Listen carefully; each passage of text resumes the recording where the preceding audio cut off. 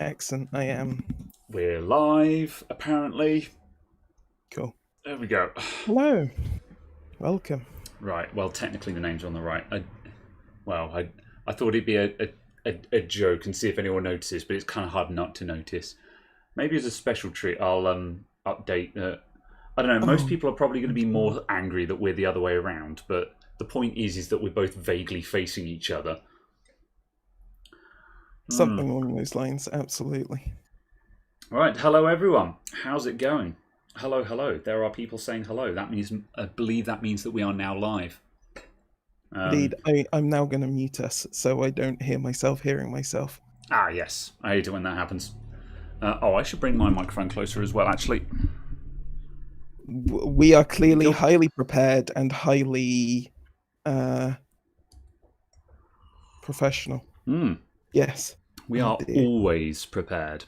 Always. Absolutely. Right, okay. How's everyone doing? How's it going? How are you all? We are here more or less on time, so I'm going to take that. It's impressive. I'm looking for... Where the hell did considering... Oh, Adam IT, there it is. Carry on. Considering. Considering. Just the state of my room, but 5 minutes ago. Yes. Yes. You were just telling me that you had a terrible, terrible accident with regards to your monitor that is actually a television. With regards to everything being everythingness. Yes, indeed. So now I'm on a very extreme side profile. Okay, fair enough. I don't know. I haven't opted for that on this one. Normally, I prefer slight side profiles because certainly when I'm streaming, I don't like it when the streamer is staring out of the screen at you rather than sort of looking slightly to one side. But I don't know. I am playing video games and you are watching me. Yeah, pretty much that. The audience will love this participation.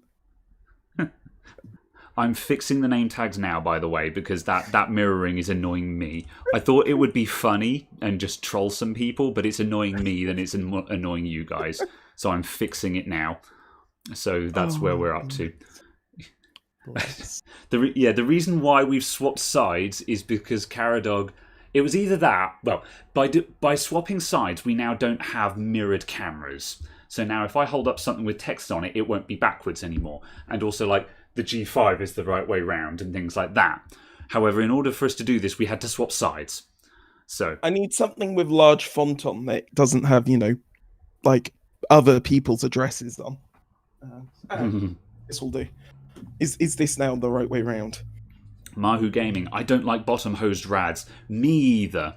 However, every video I've ever made, which involves me fitting an AIO water cooler with the hoses at the top, is now flooded with comments of people going, "You mounted it upside down. You put it the wrong way round. Oh, the hoses are supposed to go at the bottom. Oh, Gamers Nexus says..."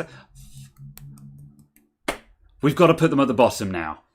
It's flooded. It's just, yeah, it's horrendous. And I've got a thing or two to say about that. Don't get me wrong, Gamers Nexus weren't wrong. It's just the people are wrong. However, there's a lot more of them than there are of us. So now I have to put all the hoses at the bottom. And I'm very salty about it. I mean, it kind of makes sense. Yeah, there's a time and a place for it. It's kind of a case of it's unnecessary unless it isn't kind of thing. Like, I do know there are a couple of instances where absolutely people, it makes more sense to flip that over and, how do I say it? Podcast names, other way. There we go. It makes more sense to have it that way around. However, in like 90% of cases, it doesn't matter. And like in all the water coolers I've owned and fitted, it doesn't matter. Like this boy here, this water cooler in here, this guy is ancient. This water cooler is archaic. It's probably got 50% air in it. Does it gurgle? It doesn't gurgle. My AIO at home had the hoses up on that since I've owned it. It doesn't gurgle. If your water cooler is gurgling, then absolutely flip that rad over. But it's not the end of the world to have the hoses up. There, I said it. But yeah.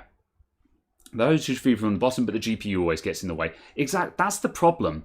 I wouldn't have an issue with it if it weren't for the fact that these things just don't work that way. The hoses aren't very flexible, and they're not really long enough for it in a lot of instances. You can absolutely do it. It just sucks, basically. So yeah, Gamers Nexus is not the be-all, end-all.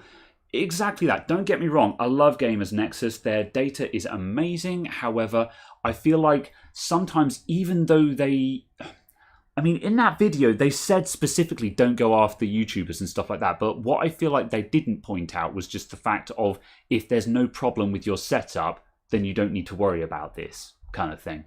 They didn't teach people how to recognize when you need to flip the radiator over. I feel like that was the issue here. But that much being said, I don't want to get into I don't want to sit here and slag off Gamers Nexus or anything like that. That's not my intention here, and this is not supposed to be I'm angry about this or anything like that. I got no beef with them at all. It's just the way the video was received has created a very awkward situation. That's all. Yes.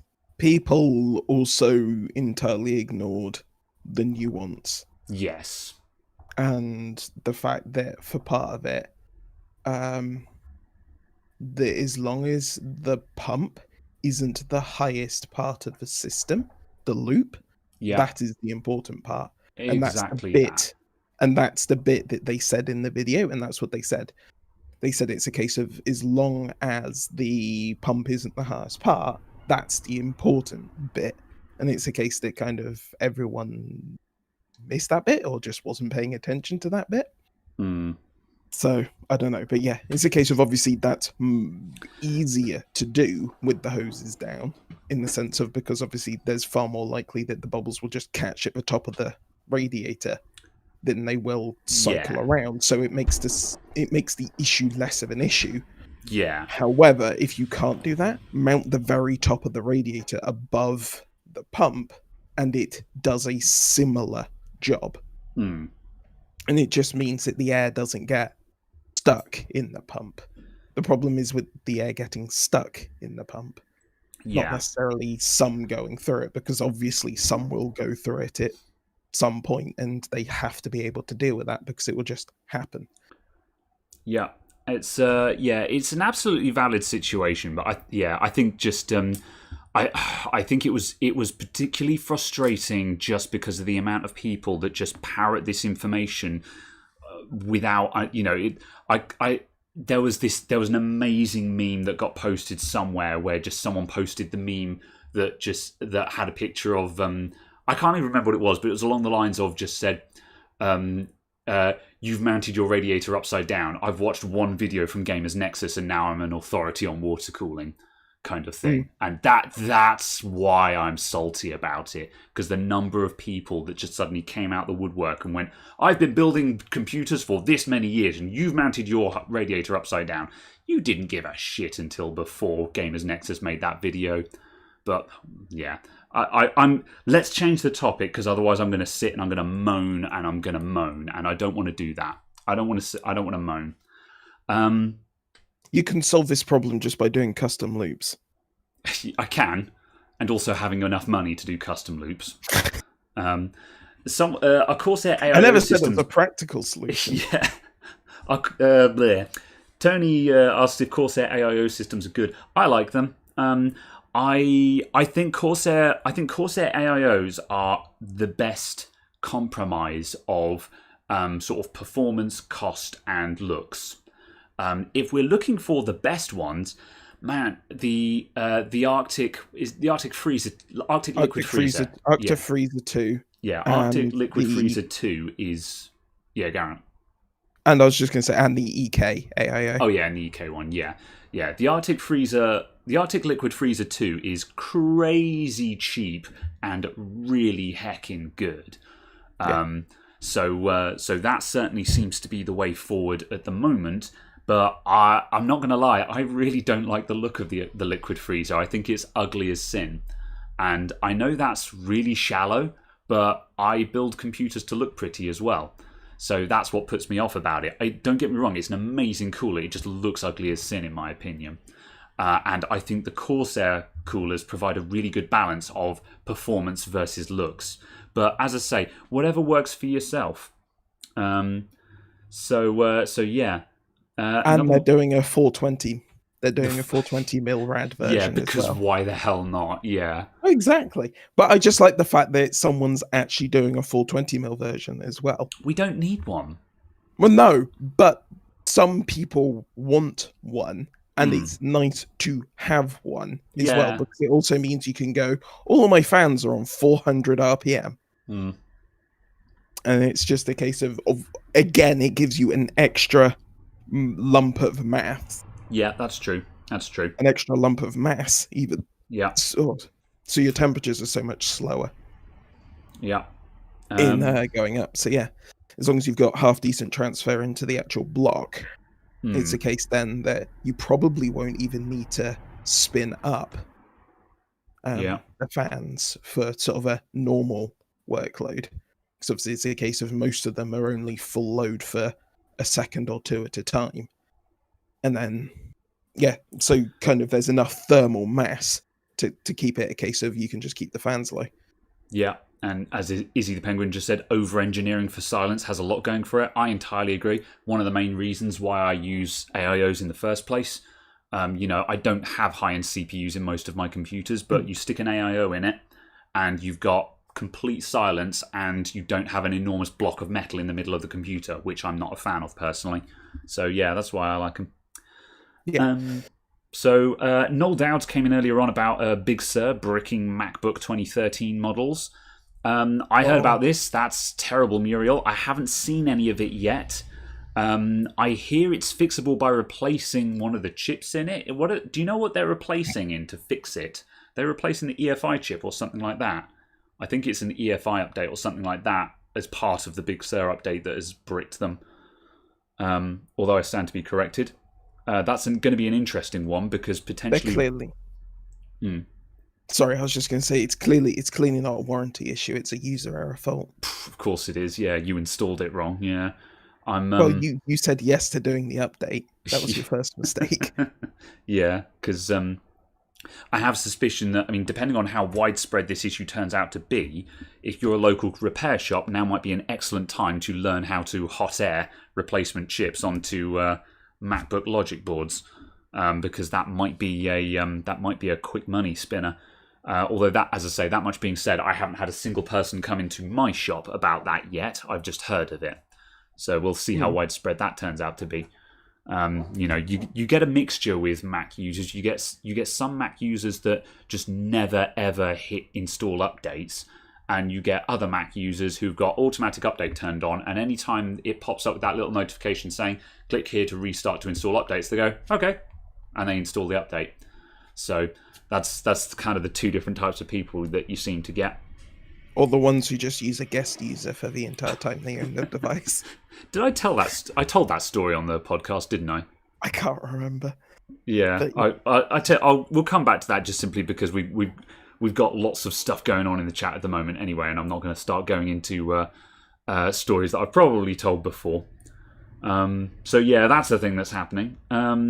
Yeah, Big Navi's out. Apparently that's very good.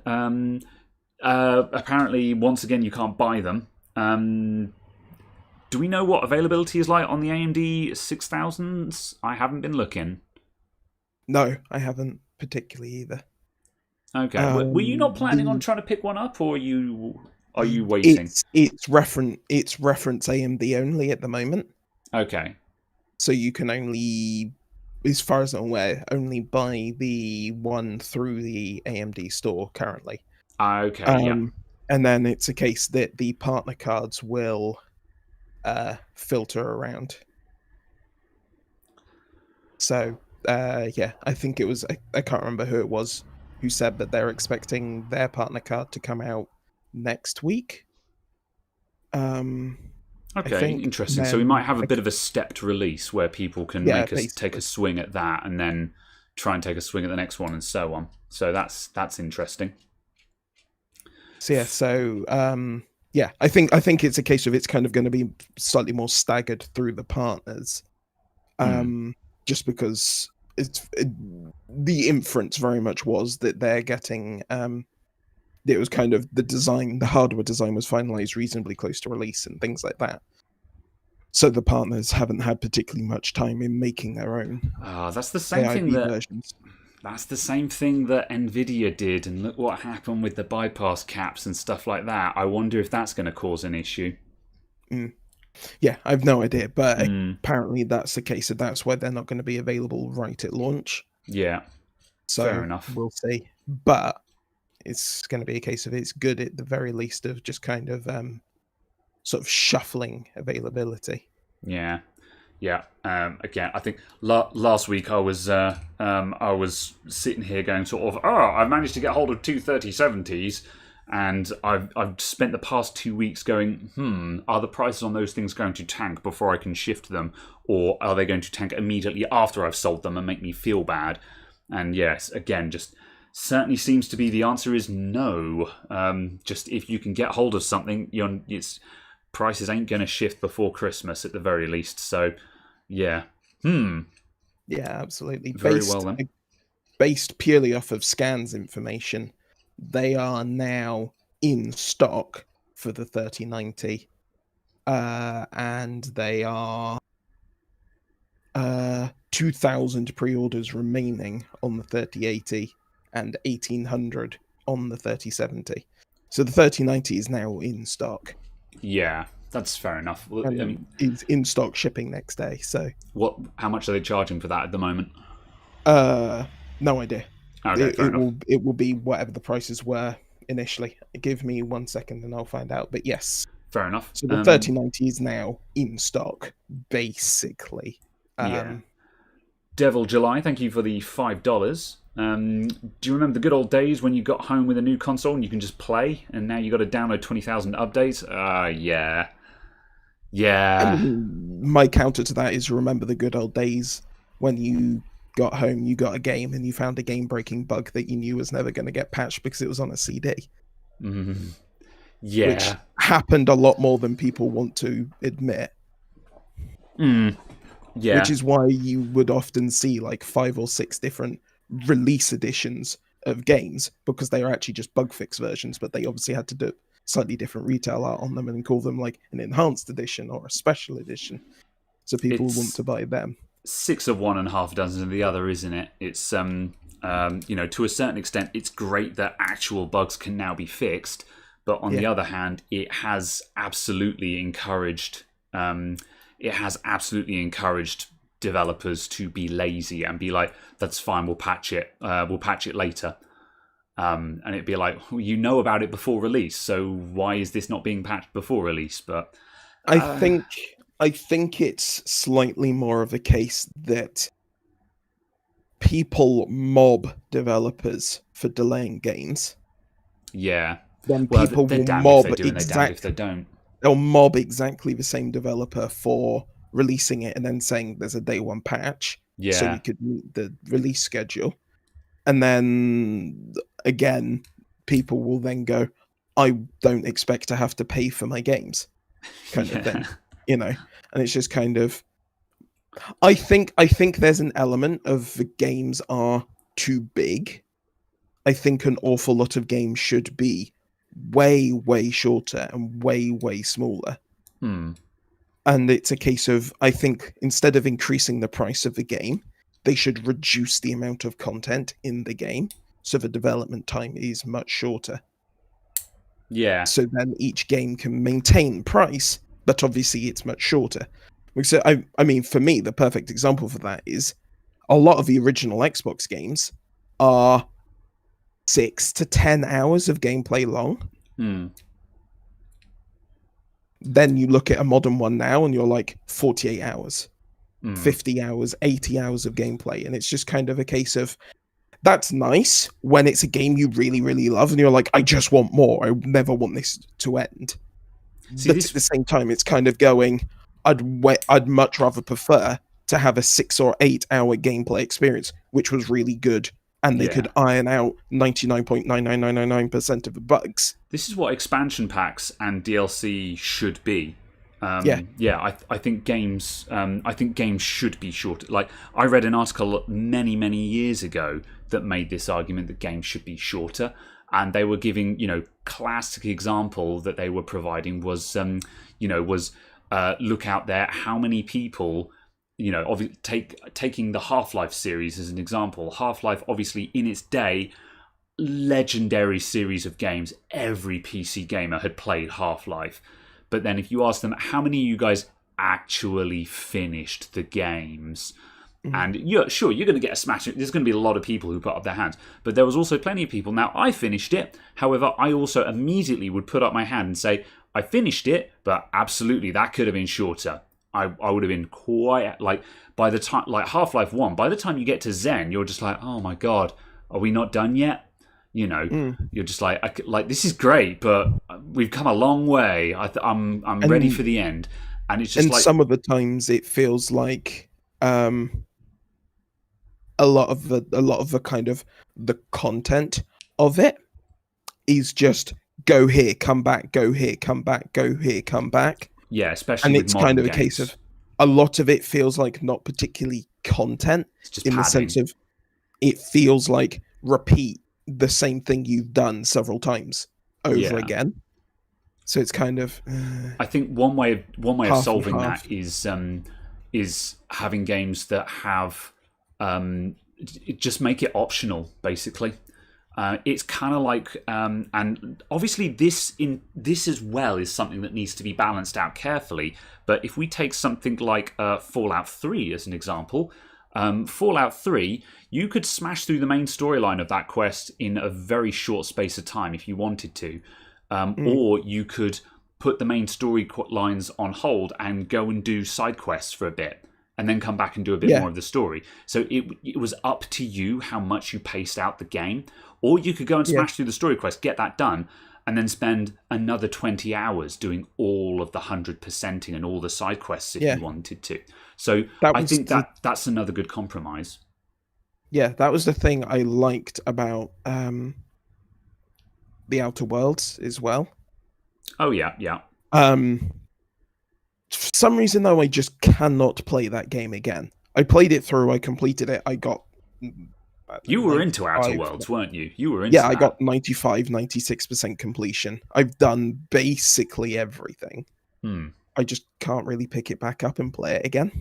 Yeah, I know what you mean. I've got have some games no like that. desire to play it again.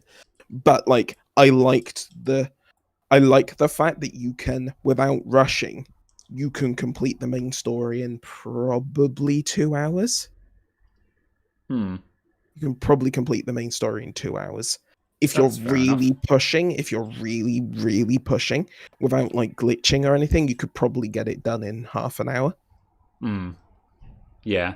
But zero, any percent speed running it, I think they're down to 8 minutes, 7 minutes, sort of thing. Yeah. So again, that's good. I think the solution to this problem of games being too long and too short is the concept of just letting the player set the pace of the game. Although that doesn't solve the original issue of put less content in a game in order to make the game cheaper and quicker and easier to make. So we don't have this issue of AAA games now to have to cost $100 because AAA games are so expensive to make, and we have to get all the celebrity voices that no one asked for, and we have to do all of this motion capture that nobody. Again, it's more complicated and nuanced than that, but we all know what we're talking about. It's what I liked about the Borderlands 2 game. The base Borderlands 2 game was really quite short and really quite limited. It was also a bit horrifically optimized and a bit horrifically buggy, so it's not specifically talking to the polish and so on that I'm on about. But the actual idea, the base game was very small and very short. And then 2 months after release, they went, here's a DLC pack for £4 that adds in another character. Yeah. Here's a DLC pack that adds in another 10 levels of leveling for £20. Yeah, that's good when they can. And they added those things in reasonably quickly on a reasonably quick cadence. but they kind of chucked all of those bits in after release, and it was just kind of, it was nice that they had each. Yeah. You know, they had these like contained packages. You know, so you had like the big game hunter one. You had Captain Scarlet. You had Tiny Tina's assault on what's it Majougal Keep thingy D&D edition. You had General Knox and his something, I've forgotten what it was. There was a long list of DLC. You had 4 separate standalone story DLCs. Then on top of that, you had 2 extra character DLCs, plus you had 2 extra level DLCs. And the point of this is it meant that, you know, obviously the game was less of a hassle to make, but if you wanted more of it, you could go and buy more of it. Yeah. So yeah, it was just you had the choice. Yeah, so, yeah. That's what I liked. That's what I liked the most, was just that you had this choice. And the fact that the extra content came reasonably quickly. But yeah. Yeah. Yes, Fair just enough. quickly looping background to what I was saying about 3090s. Oh, yeah. There is one on the scan website, the Zotac one for 1479. 1479, yeah. Which is, what, £20 less than MSRP? Yeah, that's all right, isn't it? Yeah. So that's a half decent price, and that's add to basket, in stock, buy it now. Yeah. See, I'm of the opinion. I think those are going to stay in stock fairly easily, because that's a lot of money. Yeah. Absolutely, and it's a lot less demand. Yeah, and obviously, if that's you know, you could argue that it's not a lot of money for the fastest graphics card on the planet. Heavy air quotes. However, for the vast majority of people, they're going to be like, "Ooh, no, you're all right, mate." So yeah, that's interesting. Mainly, it was just a case of, you know, is that cheap enough to be like, sort of, oh, you know what? If you've got £1,000 to spend, then go and pick one of them up. But at that price, it's a case of, no, that's okay.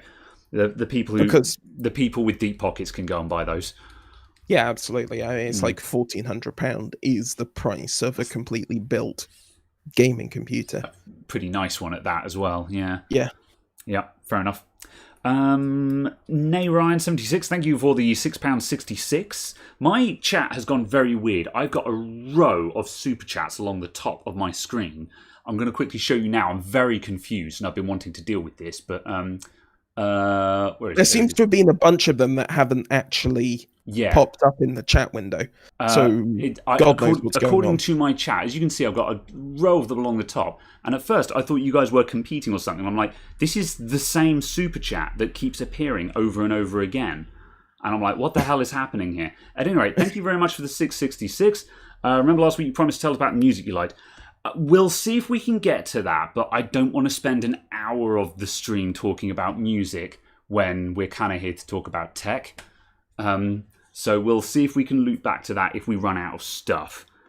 I'm going to see... Oh, God, right.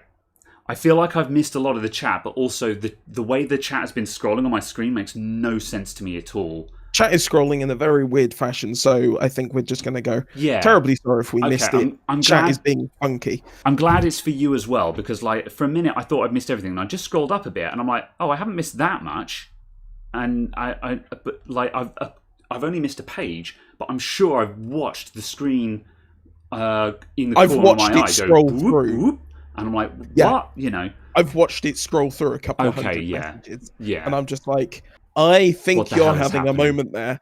I think you're having a bit of a moment, and you're being a little bit special. Yeah. I think I'm going to use the chat that's on my OBSing screen, because normally I have my laptop in front of me with the chat, so I can see the chat while the camera is there. However, I'm going to look up there, because that chat looks like it's actually vaguely accurate. So, we're going to jump to that, and I'm just going to hit I some saw topics. A question that I'm going to quickly grab. Someone said, "Yep, okay, go for it. What do you think is the best budget CPU cooler for Intel and AMD?" I'm going to list my couple, and then we'll see if you agree or disagree. Okay, here comes Caradog's favorite coolers. Go. I didn't say favorite. Okay. No, but the Arctic Alpine it's good Yes. enough for like the £8 or £9 it is. Yep, Kimbo's got one of those in. Kimbo is my partner. She's got one of those in her computer. Yep. Yeah, that I've just forgotten who makes it. The 212. The Cooler Master Hyper 212. Yeah, that's it. The Cooler Master Hyper 212. Yep. Or the Hyper 412, which is basically the same cooler with a different model number for some reason. The 212 has been around for an eternity, so it wouldn't surprise me if they've re-released it with a new name on it. Yeah, then if you want to spend a bit more money, the Be Quiet Pure Rock Slim. The Arctic Freezer 13. And then the Pure Rock Black. Pure Rock Normal. I can't remember exactly what the Be Quiet's called. Yeah, the other Pure Be Rock Quiet is is the about small 50 one. quid. Yeah, and there's I think it's available in black or just in silver. But yeah, the Pure Rock. Oh, basically. the Dark Rock 4 is 60 quid, and then the Dark Rock Pro 4 is about 75. Yeah. I really like the Be Quiet coolers, actually. They look really, really nice. Yeah. Absolutely. And the Pure Rock Slim seems to be enough as well for cooling. It's all right. I wouldn't. It's good if you've got a low-end CPU and you want something that looks smart on it for not a lot of money. Absolutely. I've got one on a 9300F. Yeah. An i3 9300F, and that's absolutely fine. There's nothing special about it. Obviously, I don't expect an i3 to have thermal issues, but at the same time, it's dead silent. That cooler is genuinely dead silent, even when dealing with that i3 being pegged. The Be Quiet fans are really hecking quiet. Yeah, and there's actually enough thermal mass in it as well to deal with. Admittedly, only an i3, but it deals with it absolutely handily, and it's £20 or something like that. So it's good value. Yeah. Especially considering, like, when you're a lot of Intel CPUs, you're buying them and you're either not getting a cooler, or like the Intel stock cooler is universally garbage, and everyone agrees with that. So yeah, because the push pins are trash. If they stopped using those push pins, I guarantee it'd make the cooler about 20% better. Yeah, I don't know why. I nearly said it needs to be 20% cooler. No, stop. Moving on. I'm going to move on to a super chat, but okay. Oh, okay. I was going to say, just genuinely talking about the Intel cooler. My father has a i3 4320, 4230. I can't remember that one. The fourth gen top end i3. It thermal throttles. Oof. Because the stock cooler doesn't mount properly. No. And I'm like, every time I go to use his computer, I get annoyed with how slow it is. And then I go, oh yeah, I need to fix the cooler. And then I completely forget about it. And I'm like, I'm going to just grab one of those Be Quiet thingies and it will be fine. So, yeah. There it is. Fair enough. Or I could... Sorry, I just remembered I've got to spare U15. The Noctua NHU15. No. I should take the fans off of that and just Andy see if it can run CD it. Green, thank you for the £5 super chat. I'll be relocating to Dorset next year, so I'll swing by and say hi at some point. Also, I need a socket 775 motherboard recapping if you can do that. I assume it's something fairly exotic if it's a 775. I assume it's something interesting. Caradog's dead. Hi, don't mind me. Yeah, I assume it's something exotic if it's a 775, but sure, I'd take a bash at that. It's not my specialty, but I'd have a go at it if you want. You know, I'd take a look at that.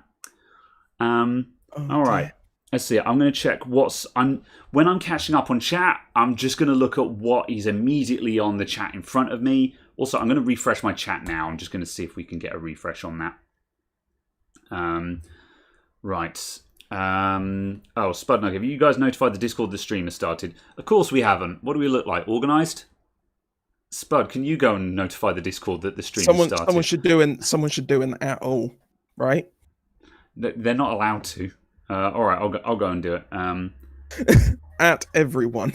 Well, no, I'm not going to do an at everyone but Oh, hang on a sec. Stuff going on. News. We're live, by the way.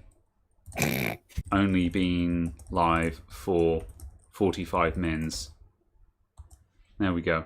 Or Done. something. Okay, that's done. Are you satisfied, Spud Nugget? Go back to your spaghetti wires.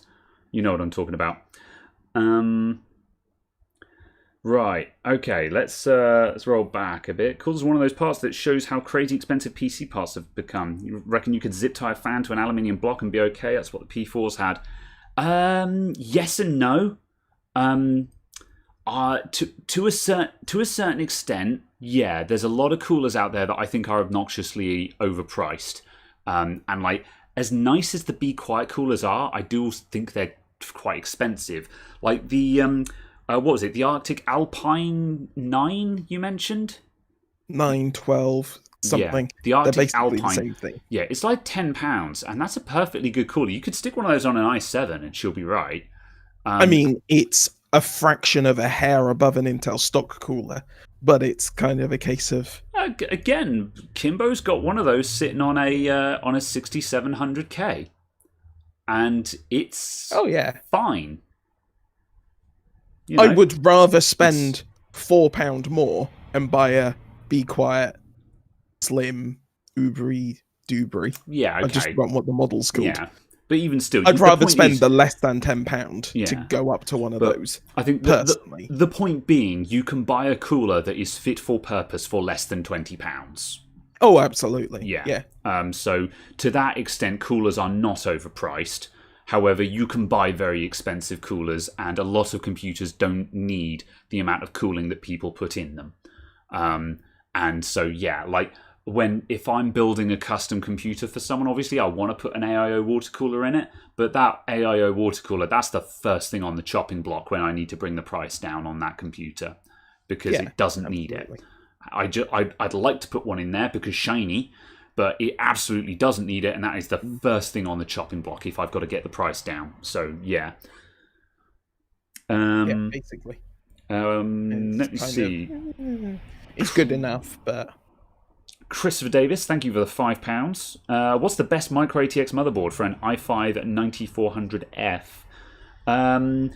What's the mid tier chipset for Intel at the moment? I don't have a clue. It's an H370 or a B650. Okay, yeah, H370 or B3. What was that again? B50. Yeah. So yeah, look for one of the H or B series chipset ones for that. There's no point in getting a Z390 because it's not an overclockable processor. So I would look for a H or a B series, and other than that, it's not a high power draw CPU. So it doesn't really matter what you buy. So just simply look for a motherboard that's got the connectors on it that you need. So have a look at the rear I/O. Make sure it's got the USB ports you expect to see. Make sure it's got any other connectors you want. If you want USB-C, make sure it's got USB-C on it. Look at the features it has and just check if it ticks all of the boxes you have. The stuff that you need to worry about, like overclocking capability, VRMs and stuff like that, doesn't apply when you're running a 9400F. So I wouldn't worry about that. And likewise, I wouldn't bother over-speccing, because people often over-spec their motherboard because they say, oh, I might upgrade to a K-series CPU later on. It's just like, no, you won't. You're going to wait until next generation, in which case you'll have to buy a new motherboard anyway. So don't go down that route. Don't overspec your motherboard unless you're, even with AM, that was also an argument to be made for AMD. You can see I'll drop in a Ryzen 4000 later on down the line. The Ryzen 5000, this is the last line for AM4 now. So it's a case of don't overspec your motherboard. Buy the one you need, because the next CPU you buy is going to be in a new motherboard anyway. Absolutely. You are probably going to be looking at either the Gigabyte H370M DS3H or the ASRock H370M Pro 4, to be honest, because they're the only two in the UK that are less than £100 on those chipsets. Really? Damn, that's harsh. They're a micro ATX. Yeah. How much is the DS3H? Because I like the DS3H. That's available for AMD. 8474. 8474. Yeah, it's all right. Last year, a board like that was 50 quid. Hmm. Ugh. But at the same time, you're buying a half decent chipset. Yeah. So it's simultaneously the best and worst time to build a computer right now. We've got so many new toys, but everything is really expensive. Oh, absolutely. You know? The other thing is, if you haven't already bought your RAM, don't forget, if you're not on a Z chipset, you can't overclock the RAM, so you won't be able to run it faster in 2666. Yeah, so don't bother splashing out on super expensive RAM. Just get basic stuff. Yeah. Get stuff with decent timings over decent frequency. Yeah. Because say what's the next speed up from 2666? 2933? Is 2933 a thing, or do they just go 3000 these days? Or is it or 27? Probably. I can't remember. Whatever the speed step up is from 2666. Get 2666 CL14 or the next step up CL14. Basically buy CL14 at those lower speeds, just so you're at least getting slightly performance RAM. Just because it's,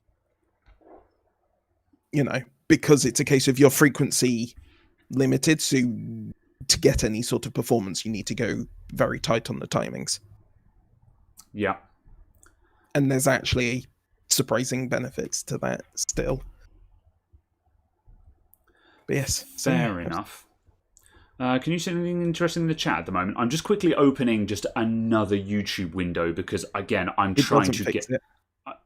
yeah, okay, because I was going to say, I'm trying to get a usable chat in front of me right now because the chat that I've got in front of me is just not usable. No. I'm just like, help me, YouTube, here. Give me something I can work with. Quick one on the Lian Li case swap that the video came out for that we did a month ago. Yes. Roughly. Yeah, that was only released this morning. That was a really hard video to edit. Also, I'm lazy. Yeah. But also there was probably like 8 hours of video in there. Yeah. And most of it was most of it was us just sort of putting things in going, I'm really tired. We've been doing this all day. We've just done the podcast where we were talking for 2 hours. We're really tired. It's just, basically. And then going, RGB, why? Yeah, that was a tough video to edit. But yeah, I think it's a case of in a single sitting, it was about 4 hours? Yeah, something like that. I think in a single sitting it would be about 4 hours, but because of the interruptions and because of stuff and because of how late it ended up running, it took probably about 7. And also live streaming, doing this, what we're doing now, requires a surprising amount of energy. By the time you get out of 2 hours of doing this, you are drained. It is amazing how much it knocks out of you. We were dead. But what was the question about it? It was just a case of how long did it take? Oh, how long did it take? Oh, okay, fair enough. And that's what I'm saying. I think if it was sat down, if it was sit down, no interruptions, you could hit it through in 4 hours. You could probably do it in slightly less than that if you had no RGB. Yeah. If you had RGB, you could probably take an hour out of that, only because of just the number of noodly bits and the amount of unpicking the previous stuff. It's also worth noting that filming stuff also more or less doubles the amount of time it takes because you spend a lot of time stopping to adjust camera angle or go, wait, hang on a sec, turn it around so it's at this angle so the camera can see it better. Or, Caradog will suddenly swing in to put something in. I'll be like, wait, no, stop, hang on a sec, the camera can't see that. And I'm like, no, take it out. And he'll be like, ugh. And then I'll adjust the camera and be like, okay, now pretend you're doing that again. And he'll be like, and back in again, and it's just filming stuff takes twice as long, which is also very draining as well. And absolutely. It's why a lot, like when I do the videos like where I repair the Bluetooth speakers and I change the USB ports on them and stuff like that, people often say, oh, how long does this actually take? Is this viable? And I'm like, well, I was recording for like 2 hours, but if you gave me one of those now, if you gave me the speaker, my workbench and a USB port, I'd probably be done in 20 minutes. If I just sat down and did it, I'd be done in 20 minutes. But filming takes a long time. So, yeah. Absolutely. Oh, something that completely forgot And it's totally unrelated to anything that was going on about. Okay. I saw in. Are you aware of who DeBauer is? Yes. Cool. DeBauer has a YouTube channel. He was doing a live stream. Yeah. That was in German, and I was sat there going, I can understand the numbers. And every now and then, when you go AMD processor and Intel computer, and I'm like, I know these words. RAM, undervolting, CPU. I was just like, good. But yes, basically, he had what looked like official AMD slides giving their actual official voltage ranges for the 7-nanometer process. Okay, yeah. Which I thought was very interesting. And they're saying that the official expected voltage range that your processor will be at is anywhere between 0.2 volts and 1.5 volts. That is the expected operational range of voltages. 0.2 for when it's basically off. It's in, sleep. Was it C6? Yeah. That's what it's expecting. But then at the same time, it can be up to 1.5 when it's on a single thread peak boost. So yeah, it's a combination of all of those. And if it's a multi-core load, they said the maximum voltage should be 1.35. I think this is memory from watching a live stream in German. I'm still a little bit worried because there are plenty of people that have. I don't know. There's lots of people that have spoken about silicon degradation from running higher voltages, but then you don't know if they've been running a manual voltage or whether they've just been sitting on PBO. Because obviously PBO is only just tapping those high voltages. It's not sitting on just a fixed 1.4 or something like that. It's just going every now and then. Exactly, and also it's a case that if AMD are happy to provide a warranty on that. That's true, yeah. It's kind of a case that it has to last for at least a reasonable amount of time on there. Yeah. Also, the other thing is I think that a lot of people kind of go, oh no, my silicon has degraded. What they actually mean is, it was never stable in the first place. I just never actually tested it properly. Yeah, that's another common thing. Yeah, we touched on that last week when we were talking about daily driver overclocks and how a lot of people are running an overclock, but it's fine for a gaming session of a couple of hours, but that doesn't mean that it's stable, because there is, and like stable for 5 hours straight, that might be fine for you, because if you only game on your computer for a couple of hours at a time before you be like, that's enough for me today, I'm going to do something else, that's great. But you might get a crash once a week, once a month, and you can't, and that is probably down to your overclock. And also, if you're happy with that, then that's fine, But also the fact of different games, even on the time factor, different games will load up in different ways, which means that 5 hours stable in X game doesn't equate to even being able to launch some other title. Yeah, because each title loads completely differently. And hits the CPU in different ways as well. So yeah. Exactly. And it's obviously a case of you might be stable for one thing but not something else, and then a new game can come out and prove that your overclock wasn't stable because it hits it in a different fashion. It doesn't mean that the silicon is degraded. Yeah. So cool. Right, a couple of quick ones. Then I'm going to come back to Noel Dowds has been trying in with the new Pluton chip. I have no idea what it is, but we'll get back to that. Never even heard of it. Oh, okay. In that case, we might not be able to have a conversation about that. I'm going to cover a couple of quick things that came up in the chat previously. I can't pronounce this name. Chimacan Xin Amcan Chi Chancan. Are we going with that? Okay, I'm going with that. Sorry. Can you explain the water cooling pipes have to be at the bottom thing? Right, I'm not going to go into a massive rant about this. However, the long and the short of it is, Gamers Nexus did a video about all-in-one water coolers, where the principal concern that they were talking about was often in small cases, like small form factor cases, there were lots of people who were running all-in-one water coolers with a bottom-mounted radiator, and the pump and water block at the top.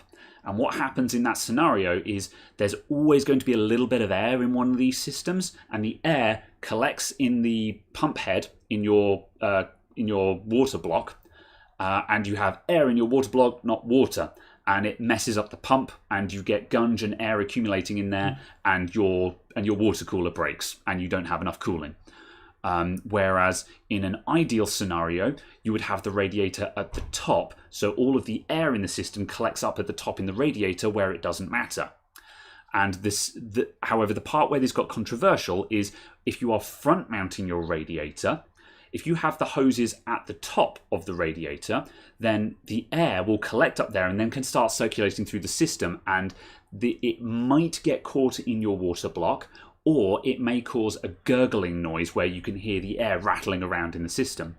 Whereas if you mount the radiator with the hoses at the bottom, again, you've got an air trap at the top of the radiator where all of your air will gather, and thus A, it doesn't gurgle around the system, and B, it cannot get trapped in the water pump. The controversy here is that most of the time, in a system with a front-mounted radiator, the top of the radiator is still higher than the CPU is. Therefore, your air will still collect at the top of the radiator, and as long as you're not getting any gurgling noises, it's not really going to matter.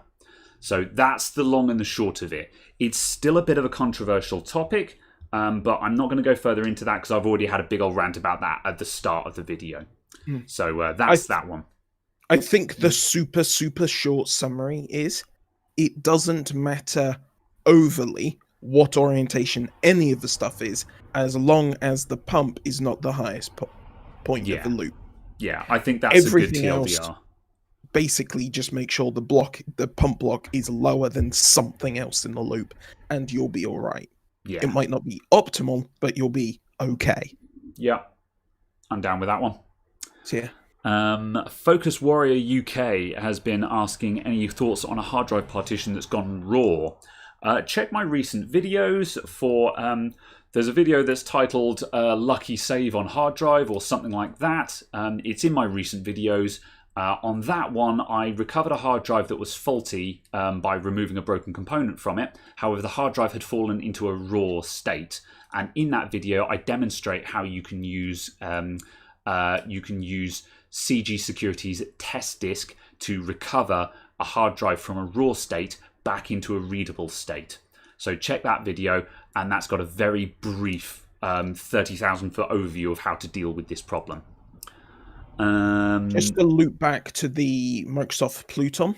Yes, that's what I was going to come to next. It is basically TPM v3, effectively. So it is the newest replacement of the Trusted Platform module.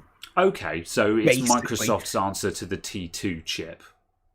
Kind of. That's I know that's a very, very sweeping generalization, but it's a dedicated security processing part of the computer. Yeah, it's a security processor. Yeah. Yeah. The 30,000 foot overview of it is it's basically TPM v3. Fair enough. Yeah. Basically. But as far as I can tell, it's aimed at systems on a chip. So, okay. Okay, yeah. That doesn't surprise me because the uptake of TPM on most desktops seems to be fairly thin at the moment, given that the vast majority of motherboards still don't have TPM built into them. They just have a port where you can plug in a TPM module. And arguably, it's not something that a lot of people need because that's designed for mission critical security, really. Although again, I'm not a cybersecurity specialist. I'm sure if Teltac were here, he would have his hands around my neck by now, and he would be going, "Why haven't you encrypted your hard drives?" But and I'd be saying because I don't need to. But yeah.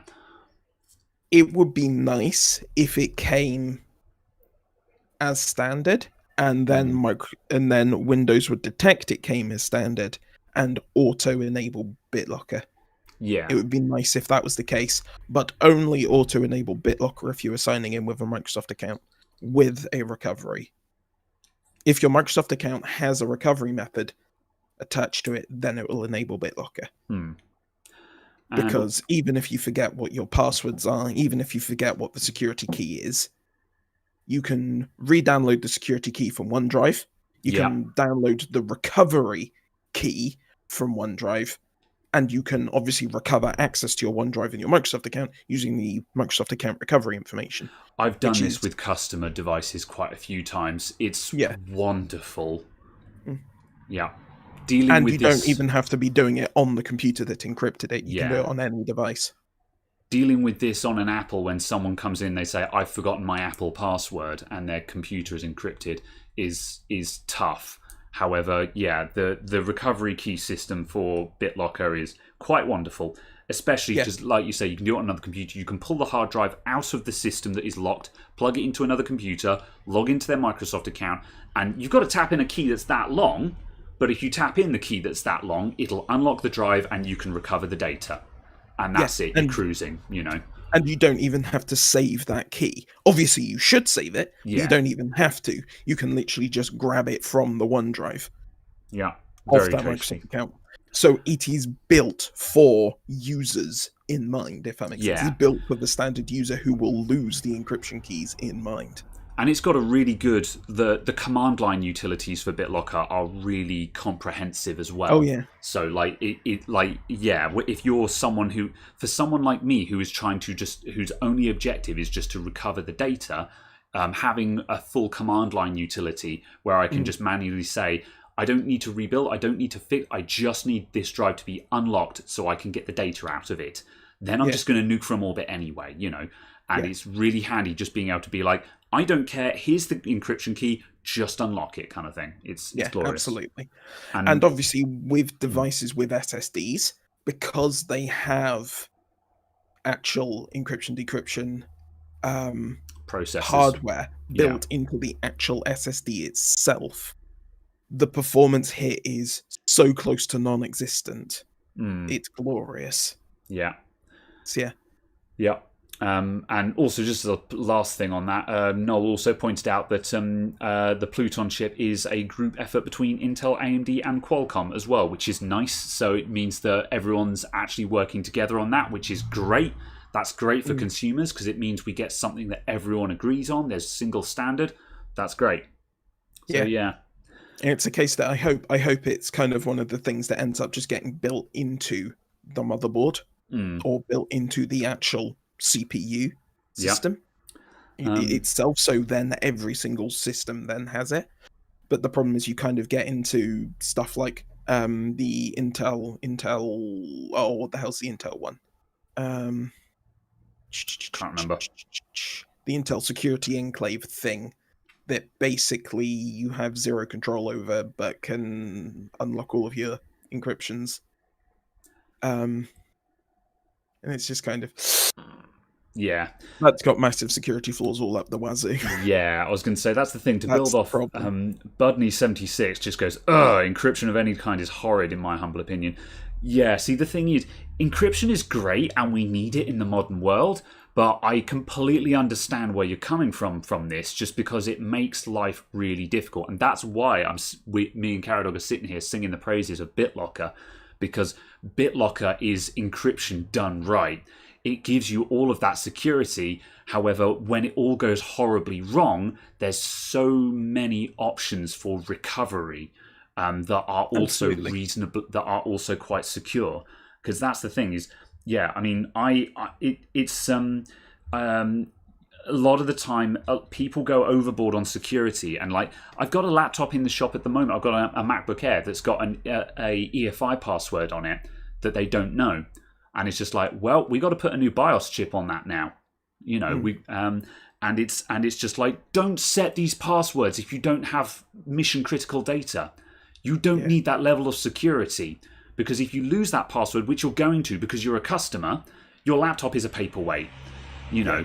And this is the issue, and this is why the argument for encryption is horrid, and the reason why, you know, like my personal laptop.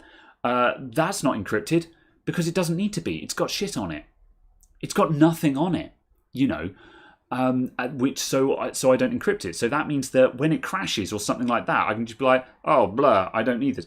However, so I completely understand the argument against the argument of saying, oh, encryption is a hassle, encryption is horrid. However, when it's done right with something like BitLocker, it doesn't have to be horrid. That's the real thing what I want the takeaway here to be, is that if we get more systems like BitLocker, which make it so easy to implement and so easy to recover in the event of a problem. This is the same reason why I don't like RAID. It's great when it works, but if your RAID array goes down, it's a nightmare to get it up and running again, or to recover the data from it. Yeah, absolutely. So it's when done right, it's great, but you've got to do it right. And it's the case of RAID is not backup. Yeah, and likewise, RAID is redundancy for drive failure, and that's it. And RAID has very specific use cases, and if you know what those use cases are, you'll be using it. If you don't know what those use cases are, you shouldn't be using it. Yeah, there is no benefit to having RAID for anyone who doesn't know what the benefit is, if that makes sense. Yeah. Whereas full drive encryption, there are benefits to people who don't know what full drive encryption is. Yeah, that's true. Yeah. And BitLocker fixes so many of those issues for so many people. Because, like, the perfect example is my Surface Book. I've always had full drive encryption on that. And every time you go to reinstall Windows,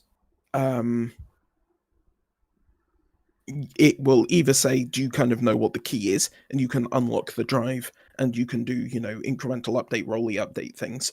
Or it can go, you don't know what it is, and just wipe the drive. Or you can go sign into your OneDrive during the Windows install to recover the security keys and stuff like that. And it's like, it is so good. Yeah. So, yeah. Let's see. While I go back through chat again, All Dreams Fall Down. Any news on the new shop, Graham? Stuff in the works. Not going to talk about it too much on public because only the supporters get to see that. Although there's not been a huge amount of movement on that lately. We're in paperwork at the moment. I'll just say that there is paperwork. So yes. We're working on that. I will tell more about that when there is stuff to tell. But yeah, as I say, there is stuff going on behind the scenes. I'll say that much. Let's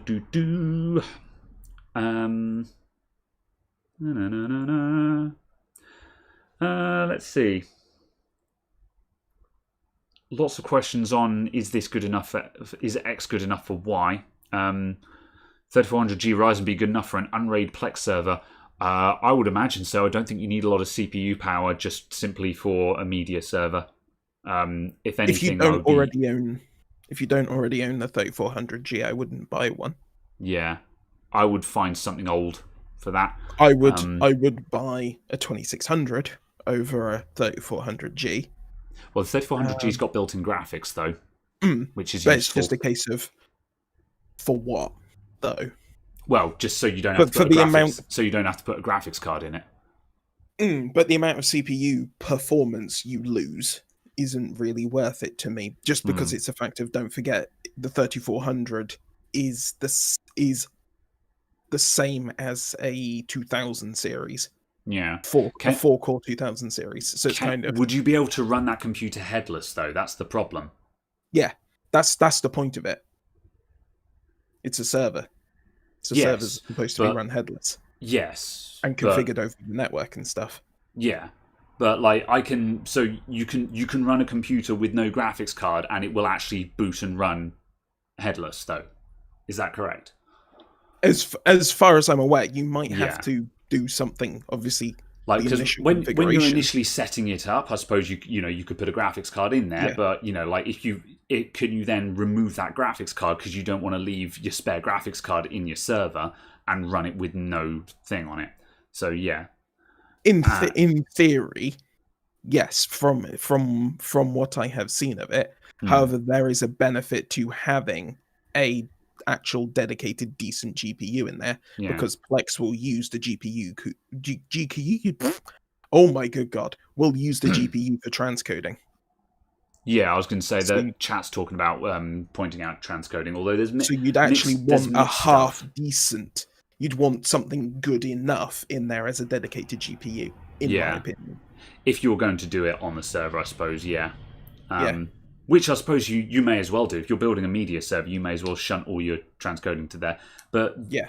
I suppose it depends on how much you're spending on it. Because if you're just building if you're just using a shitbox thing that you've got lying around, it may be faster to transcode on your main computer and then send it back to the Plex server than to have a bad transcoding Plex server.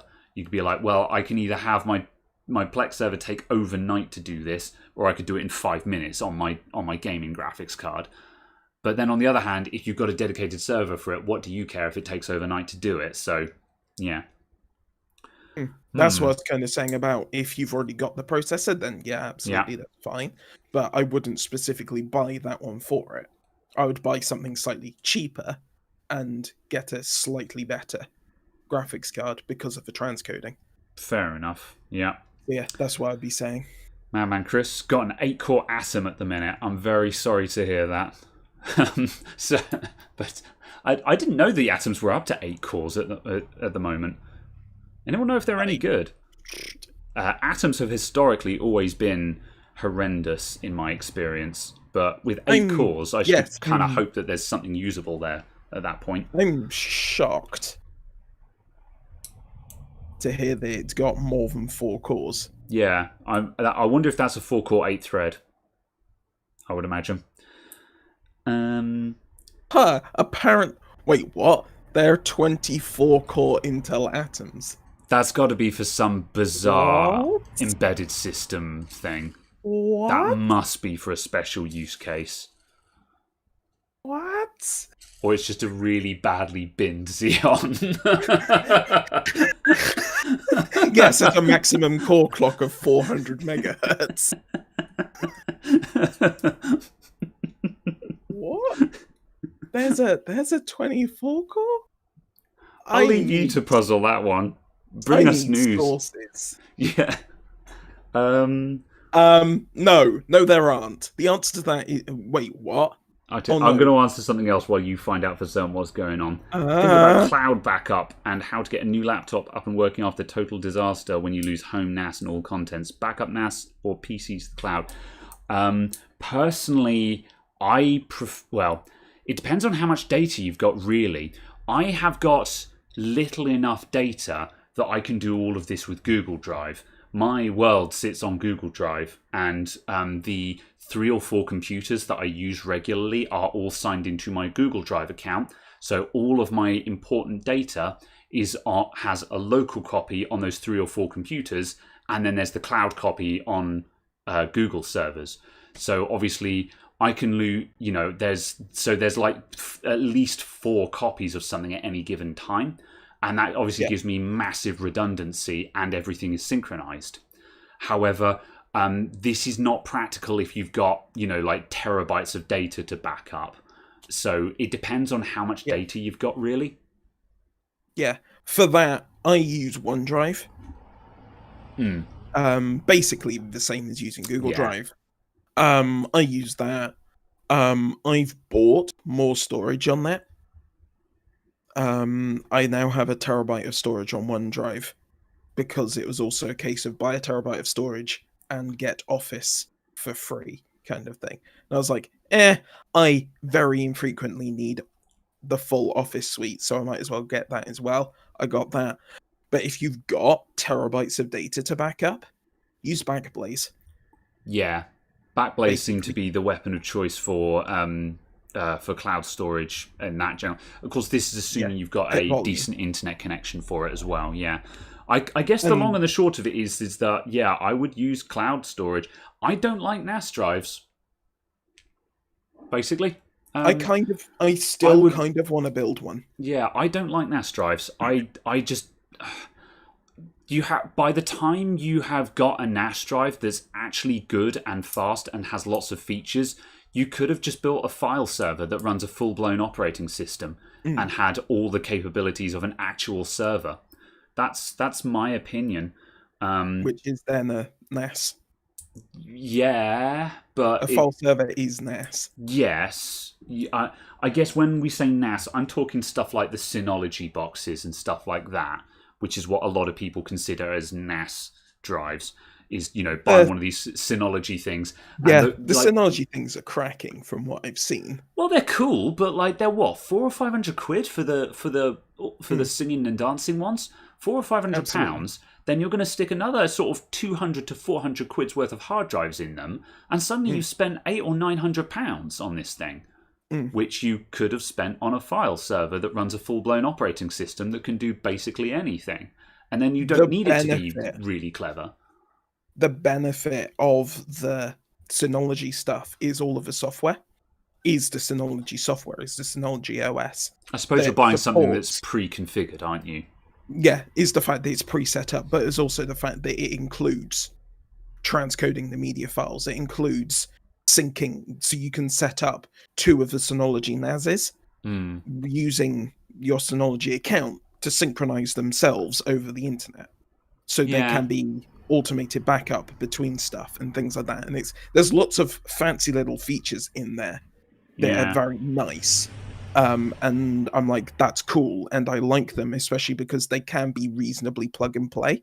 And you don't need to know anything about networking and things like that to set them up. Yeah. That's what I like. They are the convenient solution, and you pay more for convenience. You always pay more for convenience. Yeah, that's true. It's kind of the argument of, well, why would you buy a pre-made desktop? Convenience, warranty. Yeah. It's kind of those. So I guess it depends on what kind of capacity you need. I think a great deal of people, and I mean, there's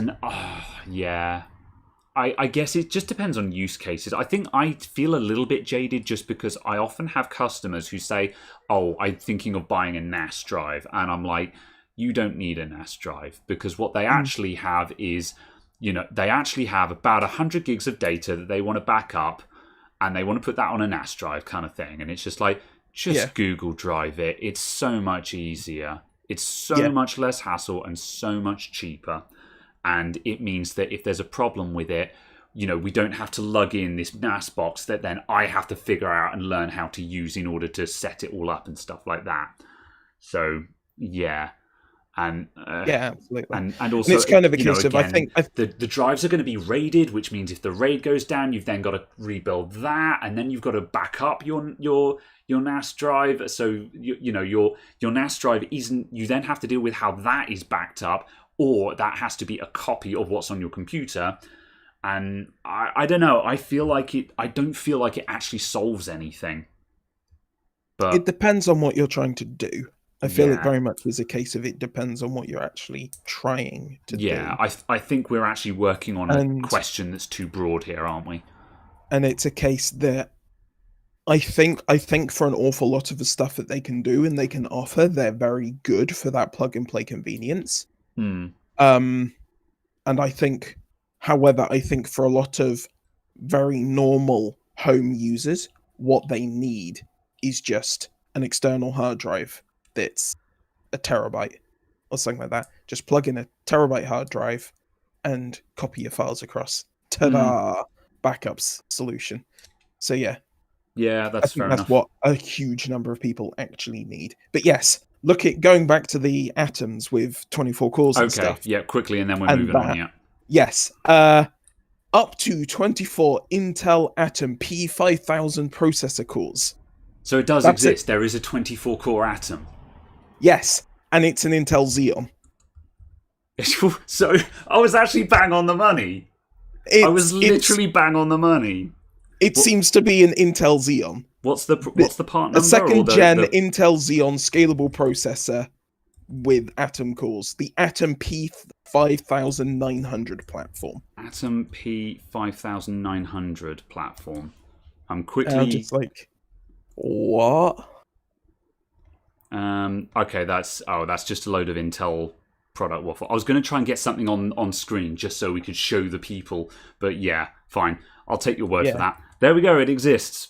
And apparently it's going to use the 10 nanometer process.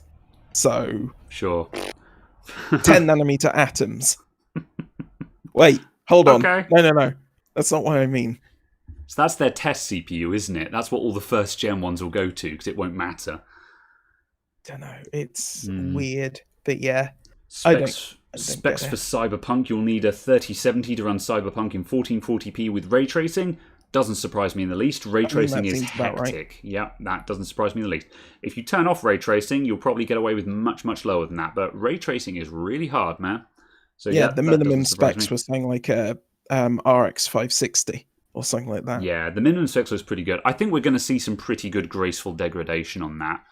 CD Projekt Red are pretty good on that. Like when the brief stint where I was trying my hardest to get into The Witcher 3, I was running that on pretty low spec hardware at the time, and it looked really good. So yeah, as I say, CD Projekt Red are pretty good at making a game that scales down as well as it scales absolutely. Yeah.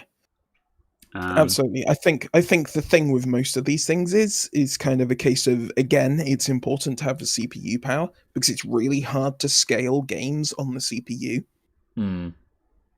But graphics, obviously, you can go, I'll play at a much lower resolution. I'll have low resolution textures. It's really hard to disable and enable things like physics and things like that. Yeah. So, yeah. Just a quick bounce back. Greg Bogdanis says, how safe is Google Drive and getting hacked? It's as safe as you've got your security configured. Remember, people, have good passwords. So you use a password manager, so you have a different password on every single account, and have two-factor authentication turned on. Preferably using something like Google Authenticator or the Authenticator app of your choice. Try not to use SMS two-factor. I mean, SMS two-factor is better than no two-factor. However, try to get all of your stuff onto like Google Authenticator or whatever the other ones are called. There's loads of them out there.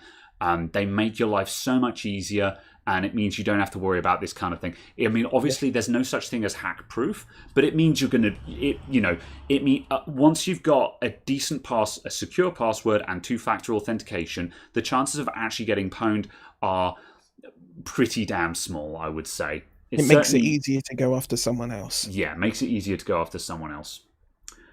And I would say with that, personally, I use the Microsoft Authenticator app only because it backs up, again, to OneDrive.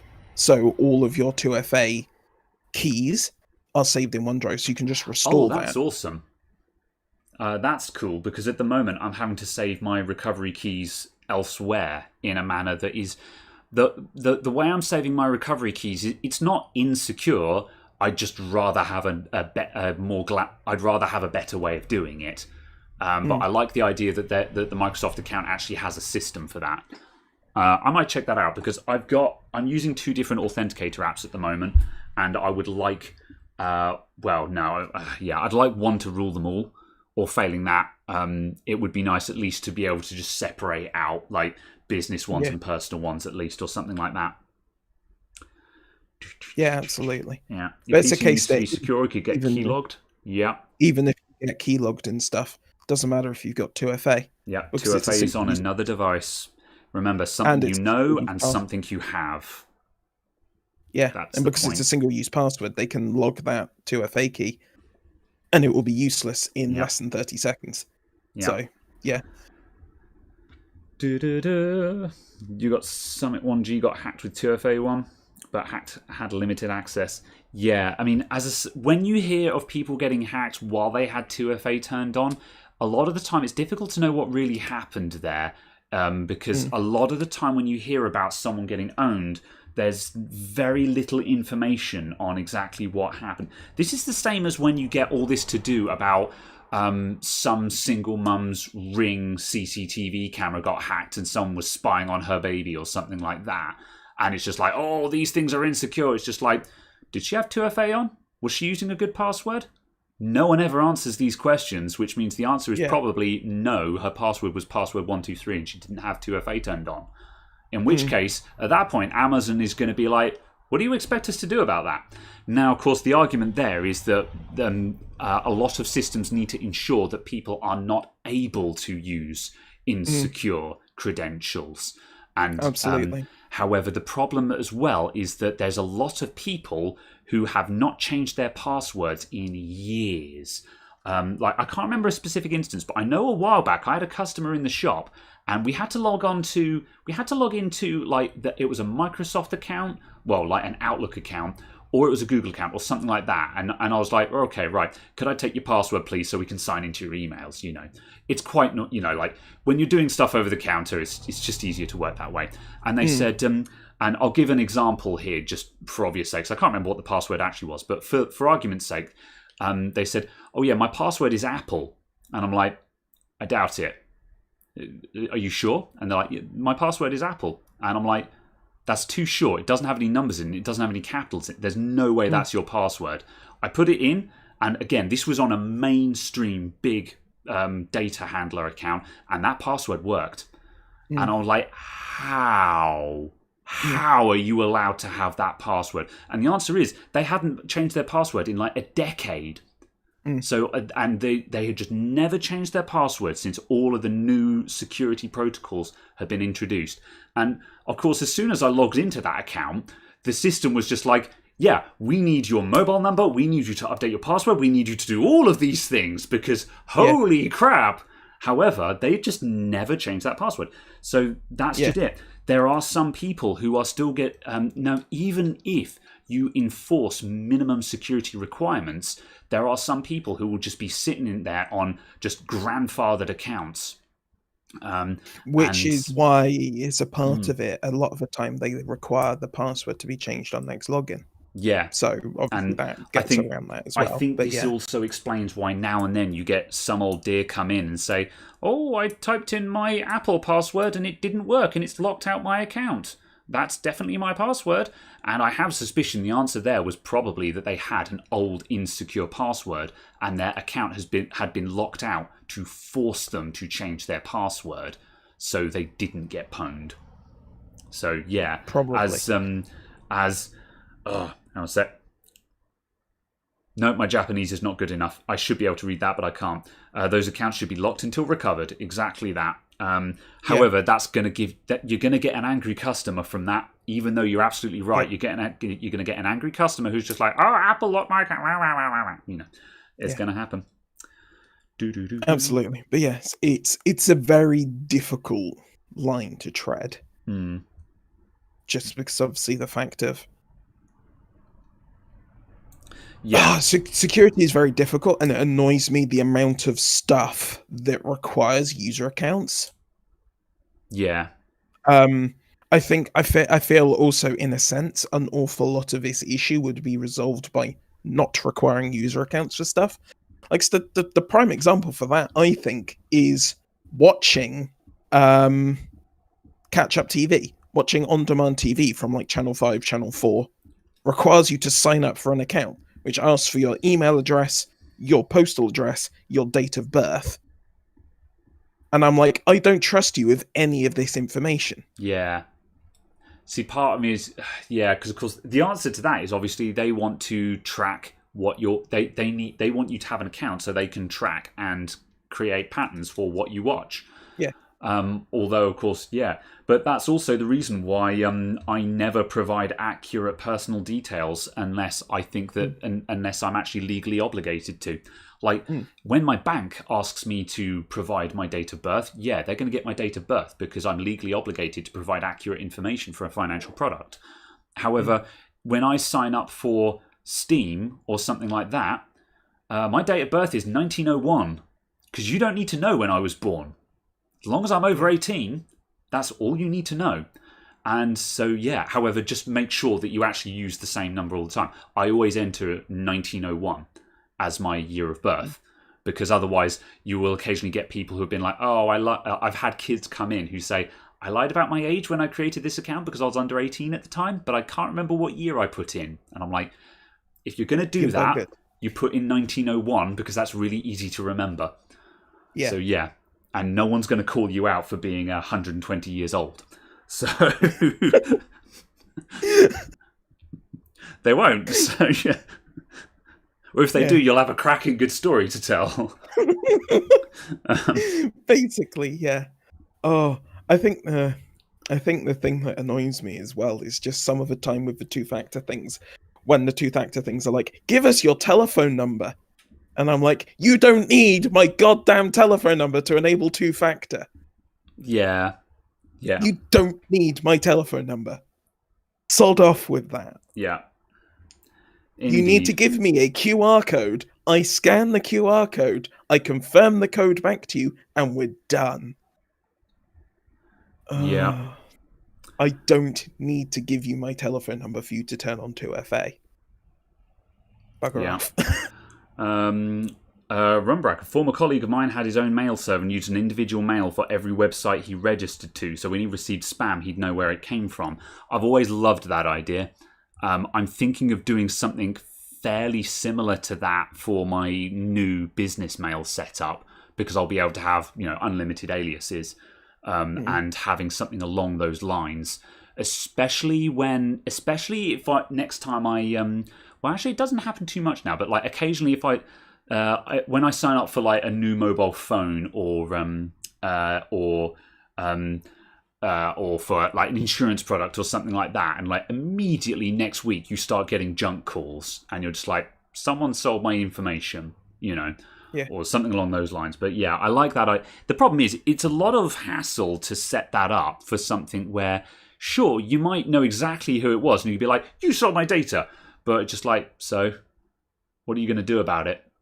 You're not going to do anything about it. So it's kind of a lot of hassle for a moral victory. But I do love the concept of it, though. I think now, some of it's a case of you can very much obviously go to the ICO with it now, because the data protection laws are actually there. If you can be bothered, though. Oh, absolutely, but it's a case of there is far more. Yeah, because like for me, things that you can do these days. These days when someone wrongs me, I'll look at my screen, I'll be really angry about it, and then I'll be like, okay, and I'll go and play Dark Souls instead. Because who's got the time to be angry? Unless it's about Gamers Nexus and their inverted water cooling radiators. I mean, apparently you've always got time for that, so yeah. I don't know. But yes. Yeah, and also, of course, the the tech support scam, as I call that, when you get a call from Microsoft or from Windows saying, oh, we know there's a problem with their computer. Yeah. I haven't had one of those for a while, actually. I used to get 2 or 3 people a week in the shop who'd been had by that scam. But it's actually been a while since I've had anyone come in with that one. So I think that might be dying off. Touch wood. Hopefully it will. Because I really hate that. Like now, in the old days, like in the Windows XP and 7 days when there were still viruses, because viruses just don't appear very often these days either. It was actually really nice when there was a good virus doing the rounds, because that's payday for someone like me. Not gonna lie, when there's a really good virus doing the rounds, you're just like, oh no, I'm going to have a stack of computers with exactly the same fault in.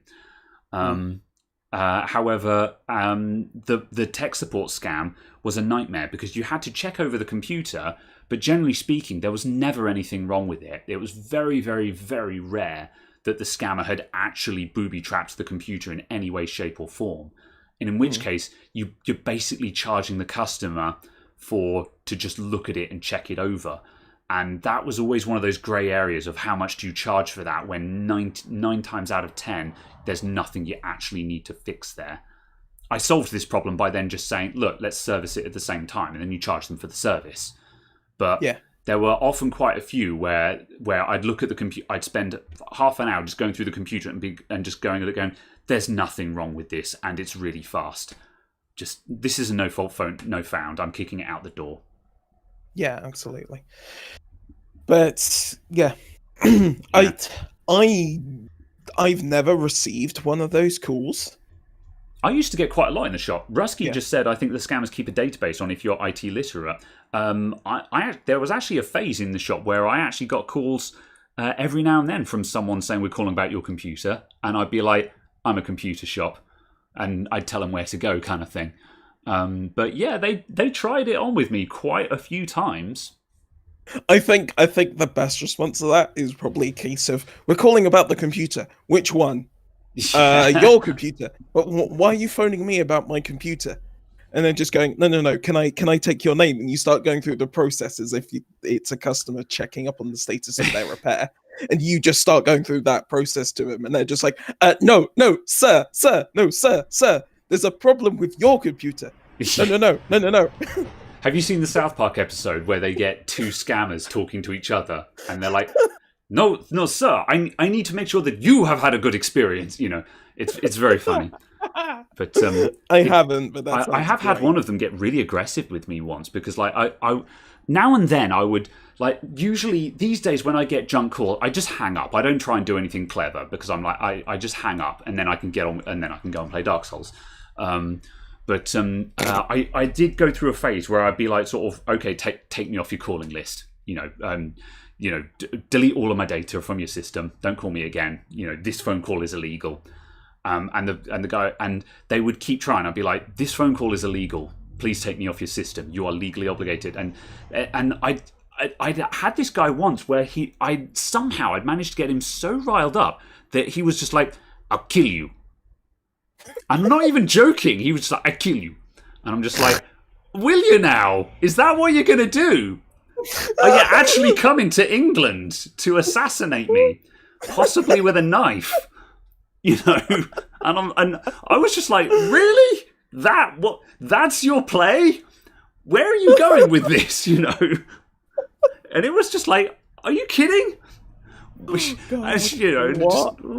It was wild, man. I was just like, am I in the Twilight Zone here? What is this man actually coming for me? I doubt it. My favorite dodgy scam sales call is the one where someone was trying to sell me a website. Where they're trying to sell me a URL. And I was just like, oh, I know this. I know where this is going. They're trying to sell me a URL, and I kept asking them what the URL was, because they wouldn't actually tell me what the full URL was that they were trying to sell to me for £600 or £650. They're trying to sell me a URL. And I was like, okay, but what is it? And like after several minutes, they finally tell me the URL. So whilst they're talking, I just go on to 123reg and I reserve the URL for like 99p. And I just keep talking to them, and I'm just like, yeah, fine. I redirect the DNS for the URL to our current website. And I keep going, yeah, sorry, can you just go to the website? It doesn't seem to be working for me. Can you tell me what the URL is? Can you double check it? And then it goes to our website, and I'm like, and they're like, oh, and I'm like, yeah, I bought it for 99p. Go away. Yeah, because they try and sell it for like £100 or something, don't they? £650. 650, yeah, and you're just like, no, mate. Yeah, and whilst they were talking, I just registered the domain, pointed it at my own website, and then was just like, oh no. Terribly sorry, but no, go away. Oh, Gary North, just do a Liam Neeson. Yeah. I don't know who you are. I have a very special set of skills, yeah. I don't know who you are. I don't know where you are. I don't know where I am either. Wait, hold on, where was this going? Taken was a really good movie. I don't care what anyone says. I heckin' love Taken. And then it was taken too far.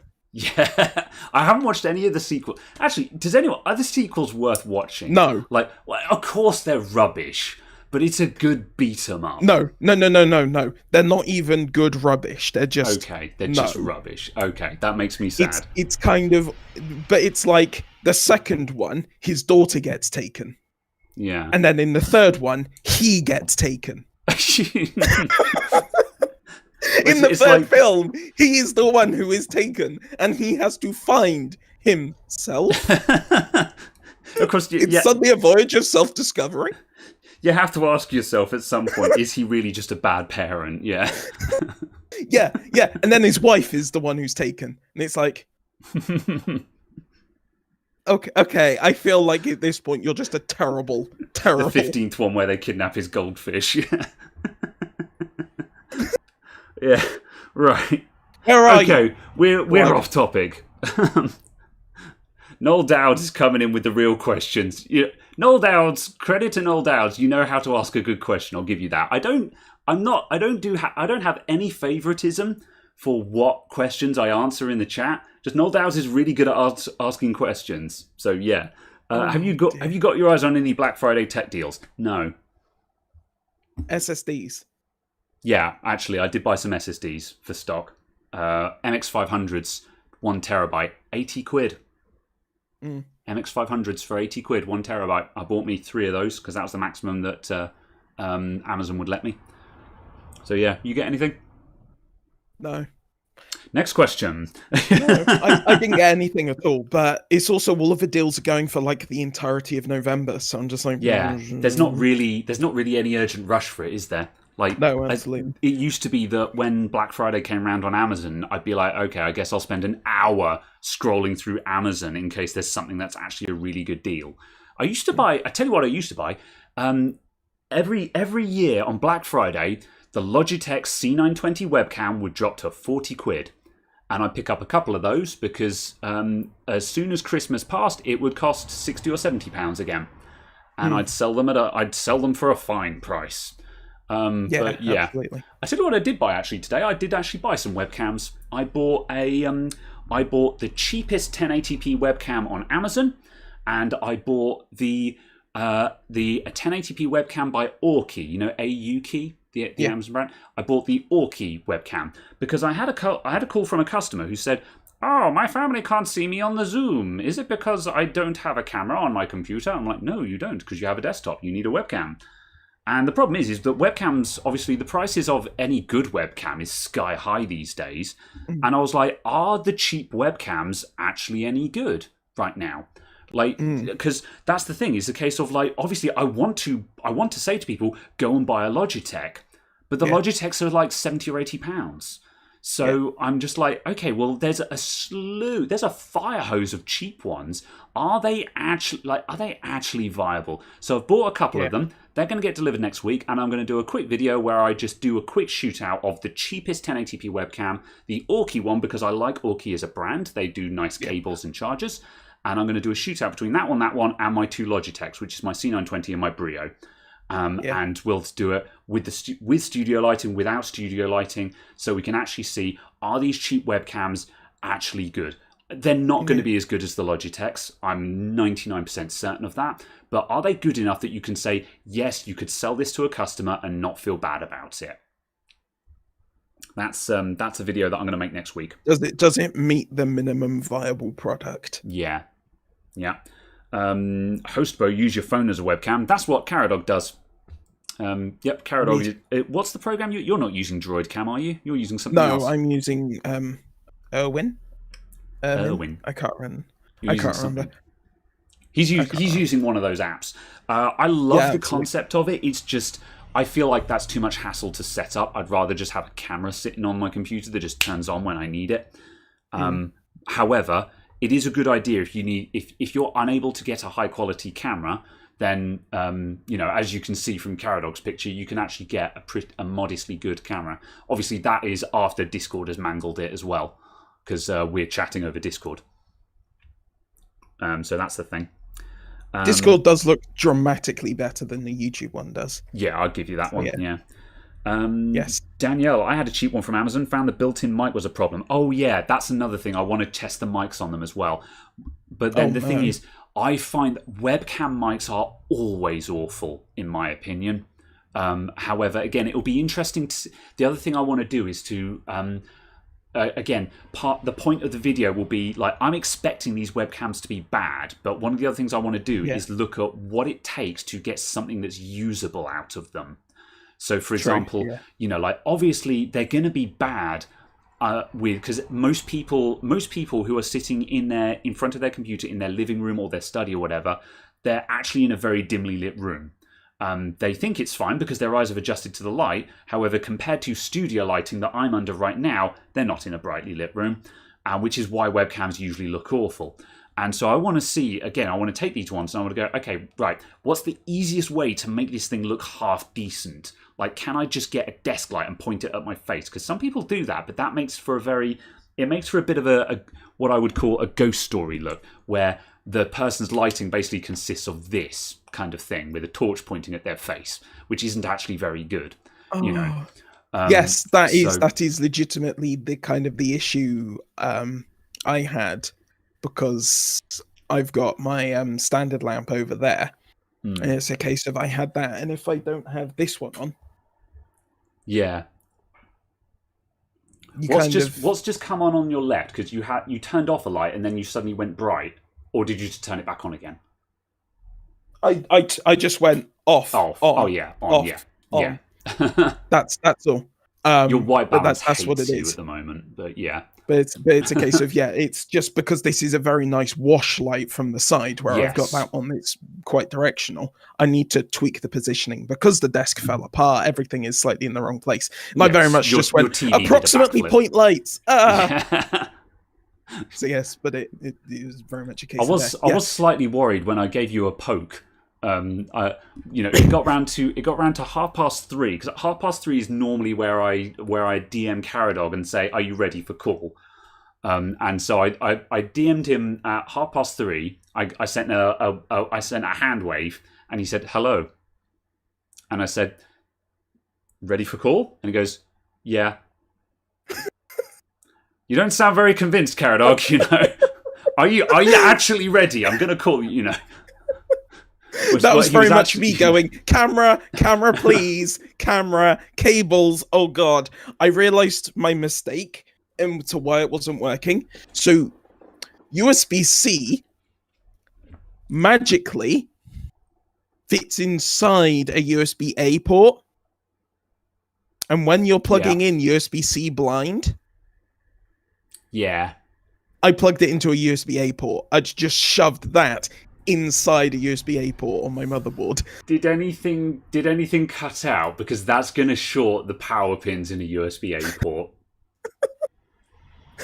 It doesn't appear to have done. Everything seems to be working absolutely fine. Most USB ports will handle an overload event, so yeah. But it was purely the fact that I'd plugged it in and was just like, why is this not working? Why do you seem as though you're not plugged in? Because apparently it wasn't actually plugged in. So, fair enough. Oh, Jonathan Osborne bought the Orky last week. Actually, better color balance out of the box than your C920, which packed up after 6 months.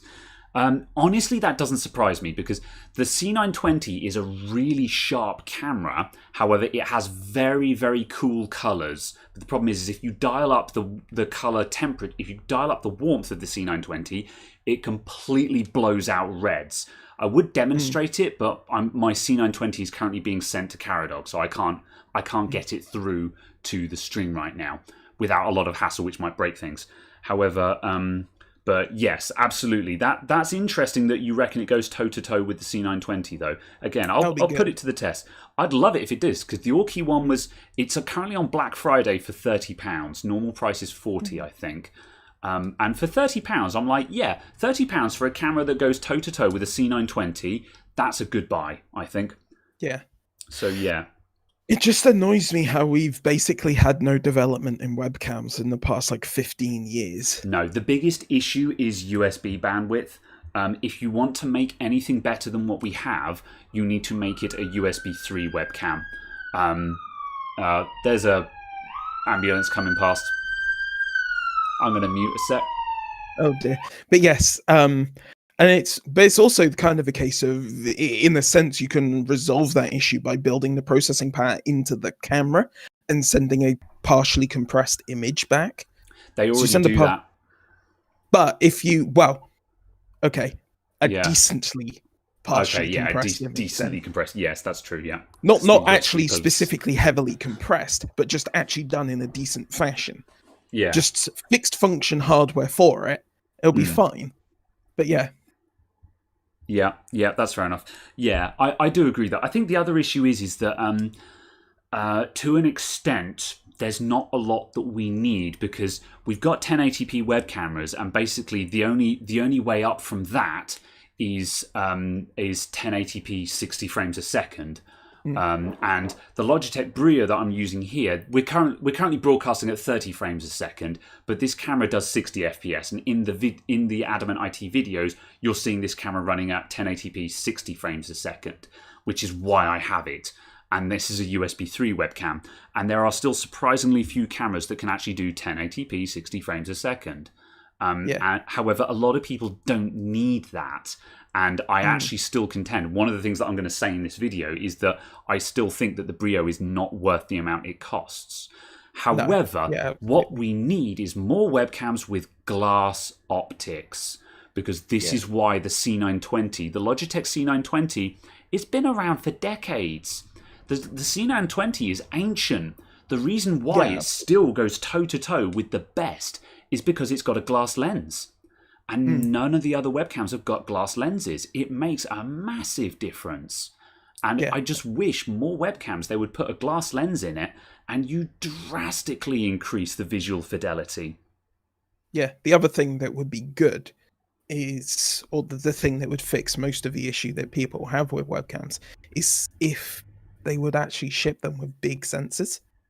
Yeah, I would like to see webcams with a big sensor as well. Yeah, I agree with that, especially for desktops, because it's not like you've got a size limitation, is it? Exactly. It'd be nice to have a properly large sensor actually in it with optics that actually have some focusing.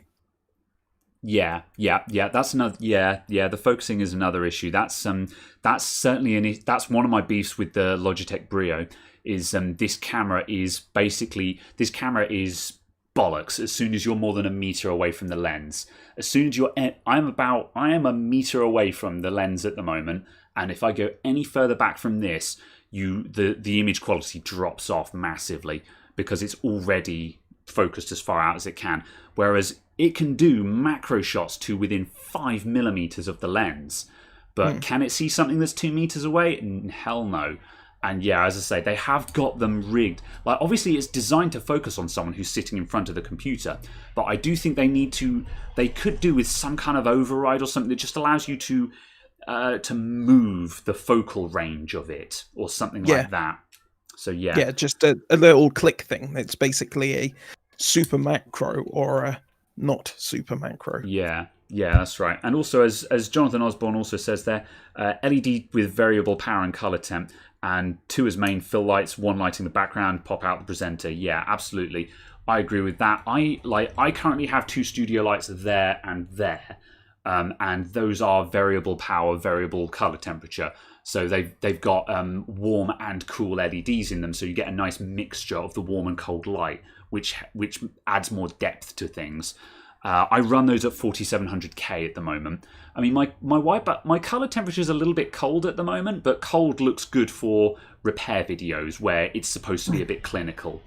Yeah, absolutely. But however, that light up there is 4000 Kelvin. Yeah, and that one is probably 6.5. Yeah. Your white balance you're a little bit yellow by my eyes, but that's something that I think that's just because your camera's on auto though.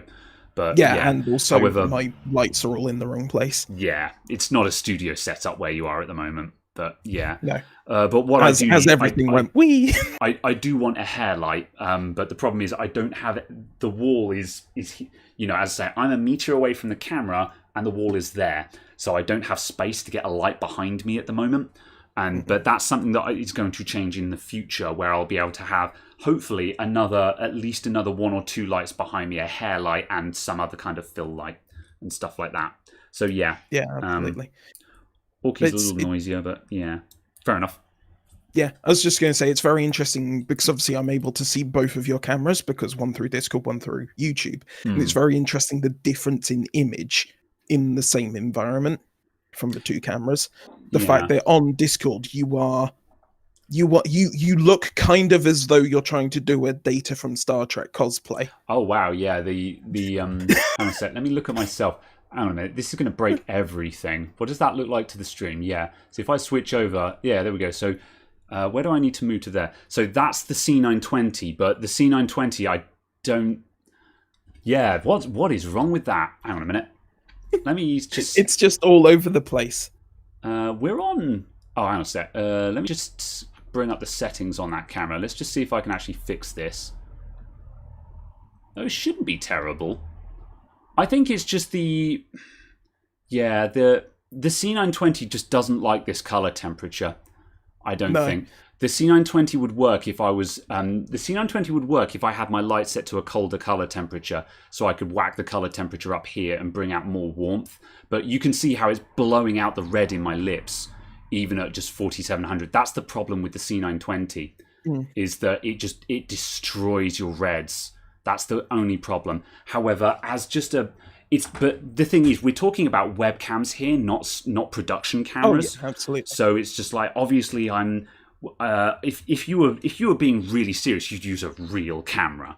However, yeah, but the idea is that the point of all of this exercise and this conversation is, what can you actually get out of a camera that costs, less than £100 and connects directly to your computer, so you don't need any post-production work, So and what I'd like, what I kind of want to do is I want to try and run various cameras through various capture cards and just see if you get any difference in the image through different capture cards from different cameras, or whether you can basically just go any capture card is good enough. Yeah, I would wager that any capture card is probably good enough, because you can probably tweak it all in software anyway. I mean, for me, I do want to go to camera. Like, again, John Osborne just pointed out, go mirrorless camera.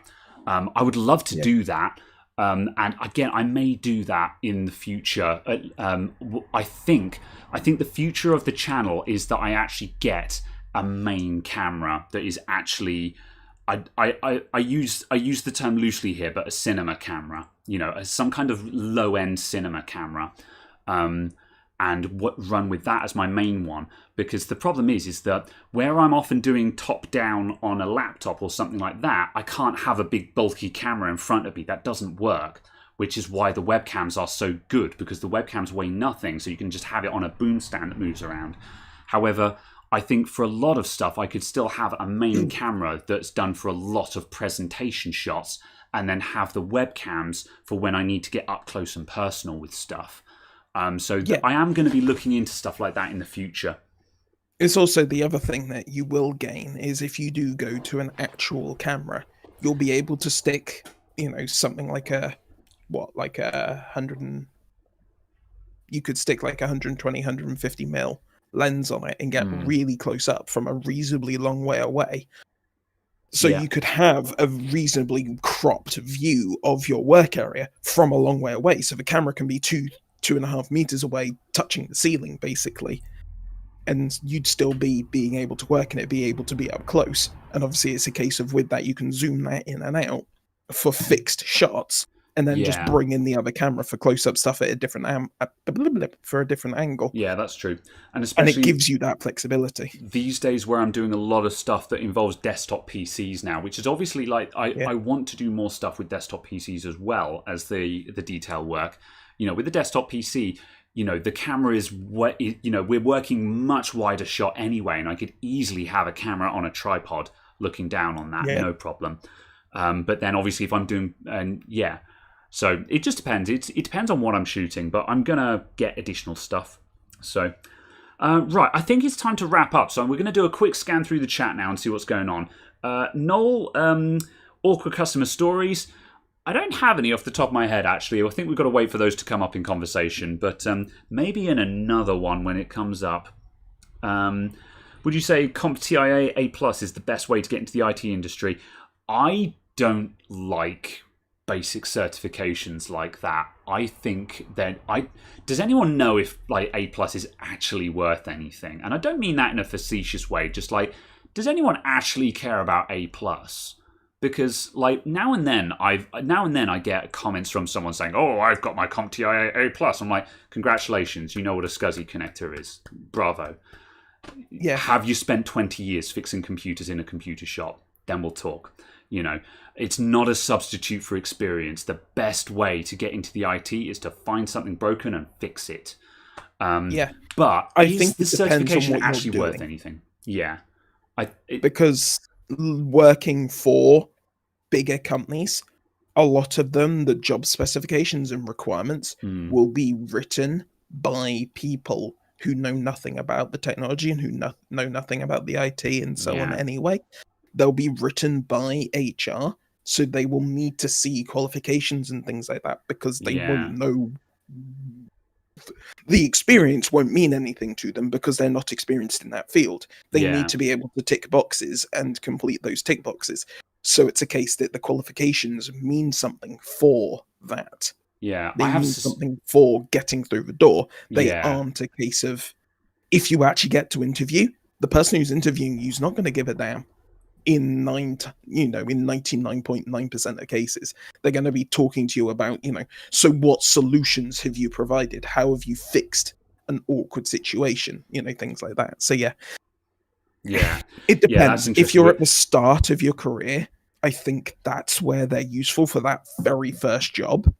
Yeah, I'm actually seeing exactly this sentiment being echoed in the chat as well, where there's people here saying that the course itself was bad, but it opens doors kind of thing. Yeah. And I think that actually seems to be the answer to this, is it's probably worth getting and using it to open doors. However, don't expect it to actually teach you useful skills per se. Yeah, absolutely. You're going to probably have a lot of it where they'd be like, please tick the box that is the FireWire connector. And you're like, is that what we're doing here? There's probably going to be a lot of that. I mean, but if it opens doors, perfect example of that is the fact that someone I know is going through that, and the newest standard they've got in there for plugging stuff in computers, is still AGP. It doesn't have PCI Express in their course book, right? And it's still going on about like the ISA bus. And it's still going on about T10 ring buses and things like, T10 token ring networks, and things like that. And I'm like, I learned about token ring when I was in college. Never ever saw one. And they were useless when you were learning about it in college, and when I was learning about it at that time. Yeah. They were obsolete and replaced then. Yeah. So it's a case of, no, teach people about fiber optic networking. Yeah. Teach people about multi-gigabit networking. Sure. Yeah.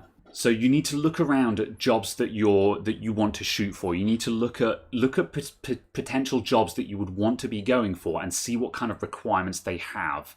If they're all saying we expect applicants to have A+, you better go and get your A+. However, just be aware that the A+ is probably not going to teach you anything actually useful. It might get you the bit of paper that opens doors, but it's not actually going to teach you to be any good at computers. So I think that is probably the takeaway from that one. Yeah, absolutely. The other thing I was going to say with that is have a portfolio of fun little doodads and thingy-majiggles and things that you did just because you could. I think we talked about this. I think we mentioned this last week. Not, where we were not saying, even anything particularly fancy, but purely the case of I had a spare computer at home, so I set up a couple of hard drives in RAID just to see what it did. Yeah, just so I could walk through the menu of setting up RAID. I installed Server 2012 R2 to see what questions it asked. Yeah, just things like that. So you've got that loose information, knowing loosely what the questions are that stuff asks. I set up a Windows domain at home, and I understand how to use Active Directory because I've used it at home, kind of thing. Yeah, and it's a case that they will go, "That's great. Everything you know is useless," but you'll at least be aware of what the concepts are. Yeah, you'll be.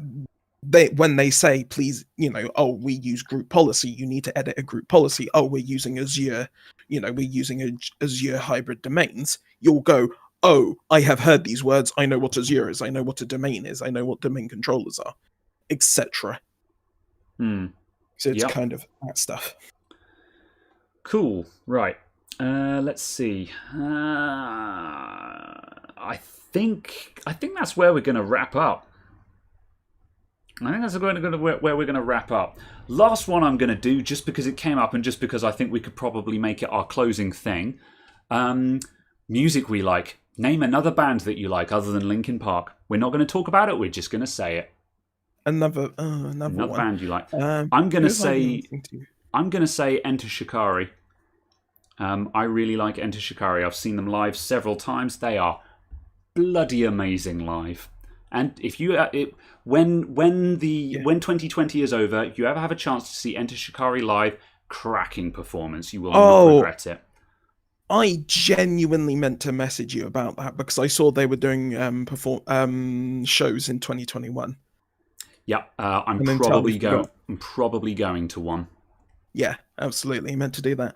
But yes, for me right now, another band, Knife Party. Oh, I've heard Or of them. group. Never Yeah. listened to them, but I've heard the name. Yeah, or Disclosure. Disclosure. Cool. Fair enough. That's two I'll throw out there. So yeah, for that. Groovy.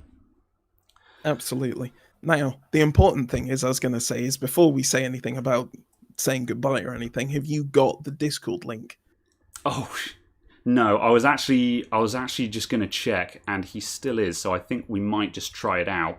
I was just going to check if Slink was still streaming, and just say, "Hey, everyone, go watch Slink." Hey. But I don't know if he's finishing in 10 minutes. But if he's finishing in 10 minutes, then so be it. But we'll do that anyway. However, I will also grab the Discord link just so we can spam that a couple of times. Oh, it's sitting in heckin' rules, isn't it? No, Yes. it's not, because that would be a sensible place to put it. My good Lord. Why would I have a Discord invite link sitting in the rules page just so people had it on hand? Invites.